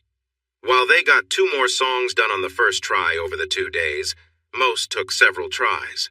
On Monday, they were recording the last track and had just finished their 11th attempt.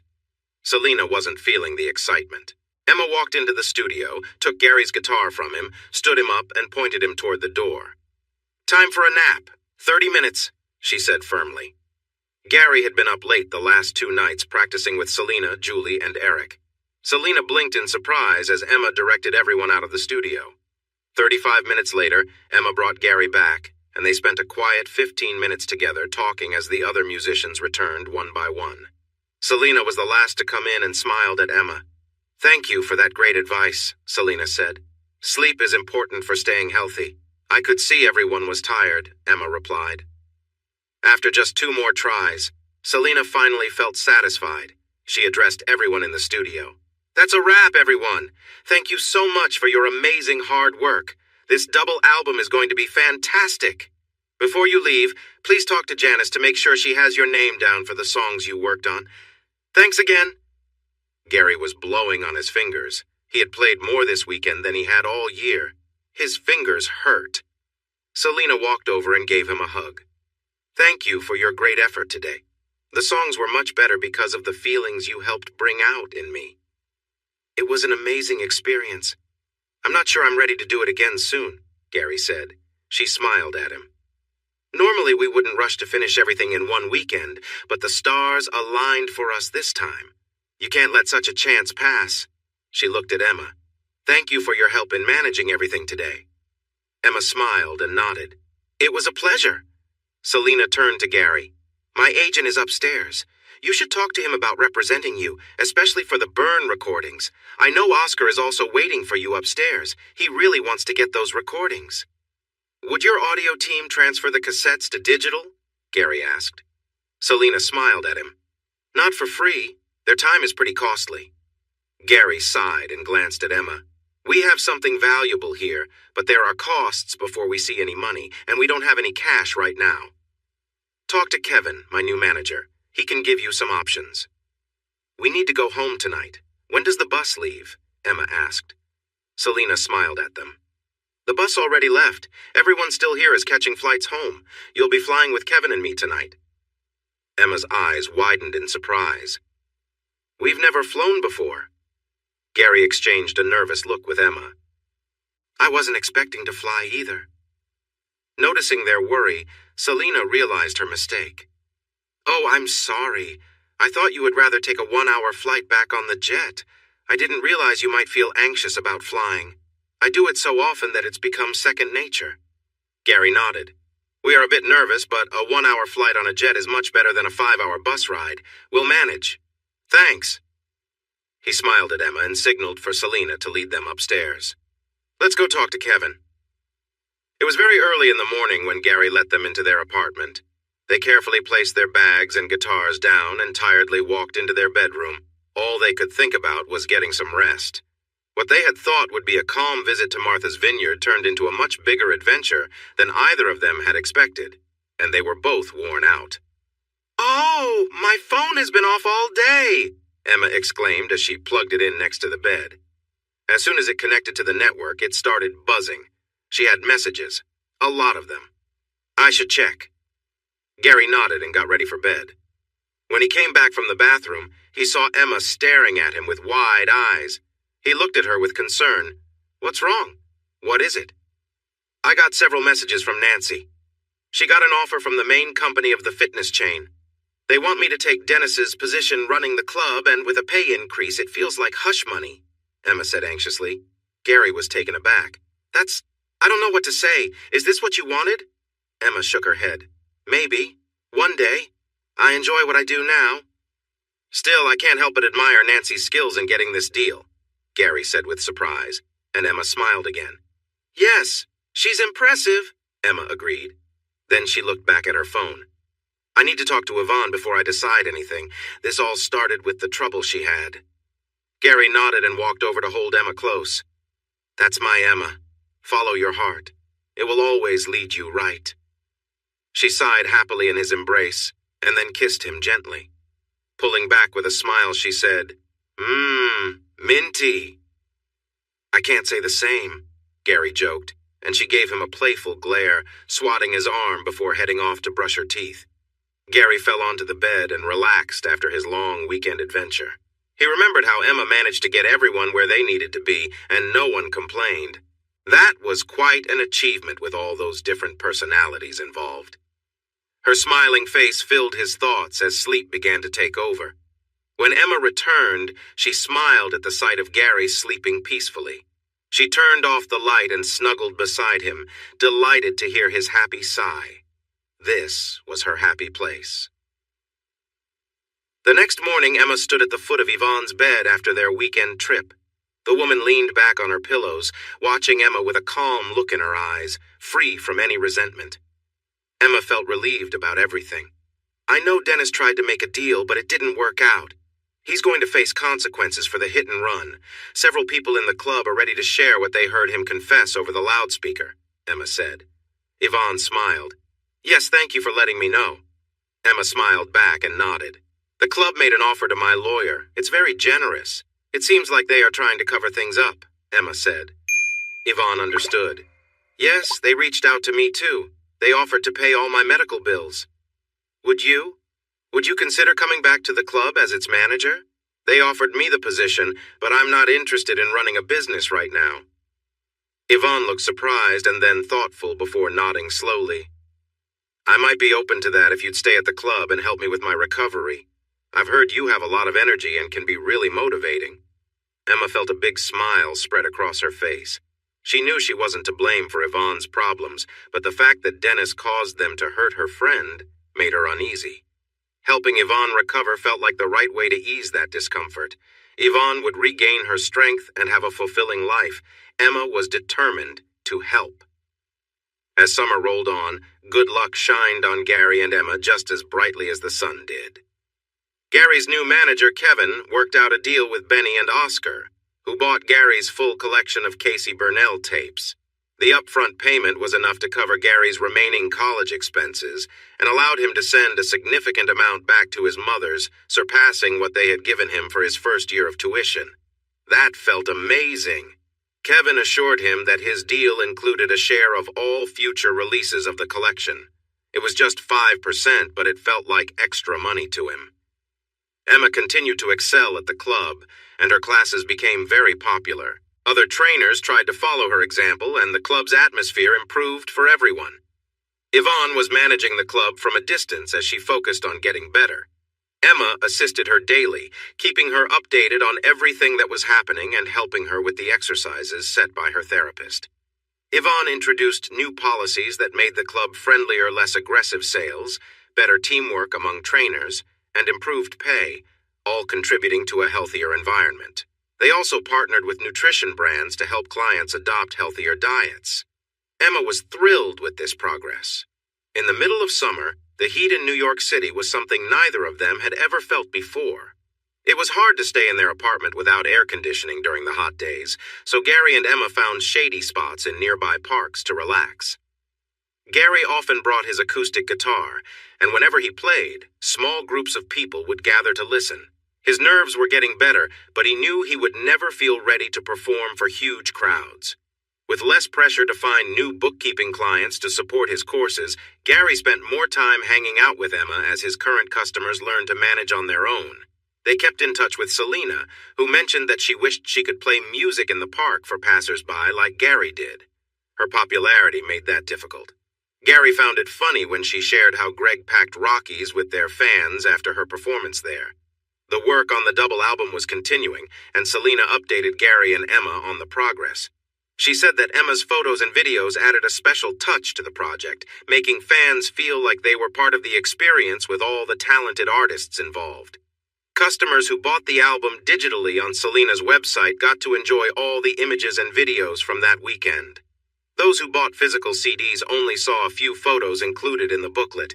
There was also a special quick response code in the booklet that led to the website for more images and videos, though it didn't allow them to stream the music. Selena expressed her gratitude to Emma for capturing some truly special moments of teamwork. When fall came, Gary returned to college for his second year. Brock was no longer in the accounting program, but he dropped by sometimes to chat and joke with Gary. His new boyfriend occasionally joined them and thought Gary was fun. Lee came back and immediately dared Gary to try to beat her grades in their second year, since they were studying subjects she felt very confident about. Jasmine suggested that Lee could get some funny rewards from Gary if she succeeded. The lively and playful girl was back to give Gary a hard time again. A new student joined their study group because the others had left after struggling in their first year. Yuri Lebedev was a recent immigrant with good marks, but he still found the language challenging. Gary really enjoyed his Russian accent. The second-year course was a bit tougher, but Gary was doing great, much to Lee's annoyance. Today, they had a quiz in their last class, so the study group stayed in the cafeteria to go over the material. However, one member was late and didn't show up until an hour later. Gary felt a gentle hug from behind. "You can't just take my notes, Jasmine. You need to figure out the equations by yourself or you won't learn them," he said lightly. Pouting, Jasmine sat down on the bench next to him and rested her head on his shoulder. Yuri, sitting across from them, looked surprised at Jasmine's closeness. It seemed he hadn't spent much time with girls. Gary smiled down at Jasmine's bright eyes. "Why are you looking at my boyfriend?" said a voice behind them. Jasmine sat up and turned to see Emma smiling. "It's no use. Gary is hard to sway and is disappointingly loyal to you," she said jokingly. "Of course I am. I've loved Emma for a long time, even when I didn't realize it," he replied sincerely. Emma leaned in for a kiss, and Jasmine rolled her eyes at their sweet moment. She stood up, waved her hands in a playful manner, and walked away. The couple didn't notice her thoughtful look as she left. After finishing their kiss, Emma smiled at Gary. "Ready to go?" Gary blinked at her, unsure. Emma sighed dramatically at his forgetfulness, then he grinned. "I was just joking. I'm ready." He packed up his books, put on his jacket, said his goodbyes, and they left together. They quickly stopped at home to drop off his books and change into nicer clothes. They were going out for a fun night. They made their way to Uptown Manhattan and a fancy nightclub to meet Selena for the release party of the new tribute album. Many of the artists from the album were there, along with some important people in the music industry and select press members. When they arrived, Selena welcomed them with enthusiasm and confidence. "It's not too late for you to join the tour," she said quietly to Gary and Emma while holding them close. Gary knew she felt let down, but he had been clear about his decision. He also knew she had hired a new lead guitarist for the band, and he was involved in choosing her. The new musician was young, talented, and passionate about music. "Michaela is really good. You'll have a great time on the tour," Gary encouraged. Selena looked at him for a moment and then nodded. "It will be fantastic," she said with certainty. Then she took Gary's hand again. "When I return, I want to start making a new album based on the new song we created for the tribute album. Will you work on that with me?" Emma's smile showed Gary she was in, so he smiled back. "Of course. Just have your team talk to mine. Wait, your team is my team." Kevin, who was nearby, caught this as Gary included him in the conversation. "What's this? More teamwork with my favorite two clients?" Kevin joked, and Selena's happy smile confirmed it. "Gary, let me gather the details from her and I'll reach out to you," Kevin said as he led Selena away. The talented woman Gary mentioned joined him and Emma, and they shook hands. "Great to see you again, Gary, Emma," Michaela said in her lovely Irish accent. She had big, bright red hair and rosy cheeks. Her lively green eyes sparkled with joy being around her favorite stars. "Good to see you too," Gary replied. "I can't believe I'm going on a tour with Selena. I'm so excited," Michaela exclaimed. "Better you up on stage than me," Gary said with a slight shiver. The guitarist looked at him with concern. "Still dealing with stage fright?" Gary shrugged. "Luckily, accountants don't perform before a crowd," he said with a grin. Michaela laughed and exchanged a smile with Emma. "I loved the pictures and videos you took of all the musicians." Emma beamed with pride. They moved deeper into the party, greeting the artists they had worked with and introducing Michaela to them. Benny and Oscar welcomed Gary and Emma with enthusiasm. The conversion of cassettes to digital format was almost done. They were excited about releasing the first album next year and talked about releasing it on vinyl first for more chances to earn royalties. Dinner was served, and people found tables to sit together. Michaela stuck close to Gary and Emma all evening. Several musicians Gary collaborated with on the album stopped by to say hello. Some even asked if Gary would be open to jamming with them sometime. Gary was taken aback, but Emma was thrilled and noted the dates for their meetups. As the evening came to a close, Gary and Emma settled onto a sofa with Michaela, Gary between the two redheads. Across from them sat Selena, Eric, and Julie. Benny and Oscar rounded out their group. Michaela seemed to be trying to work up the courage to ask Gary something, and he sensed it had been on her mind all night. Finally, he looked into her bright green eyes. "Would you like to ask me something?" She giggled, clearly caught, and nodded. "I'd like to know what inspires you to reach deep emotions in your music," she said.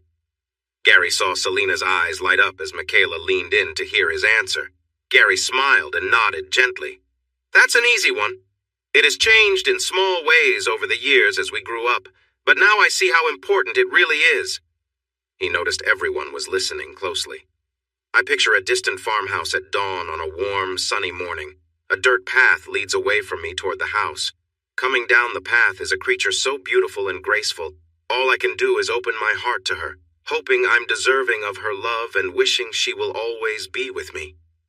Emma looked at Gary with tears in her eyes, remembering their last day in high school. He was late, and she ran to meet him. Her love for him felt so strong that she pulled him into a tight hug and kissed him. Selena smiled widely at the scene of the couple's affection for each other. Once Emma steadied her emotions, she gave a bright but shy smile to the others. "I'll say it again, Gary, you're one lucky guy," Eric said with a grin. Gary nodded, unable to speak because of the lump in his throat. Julie sighed, looking a bit dreamy. "Do you think a loud drummer like me will ever find true love?"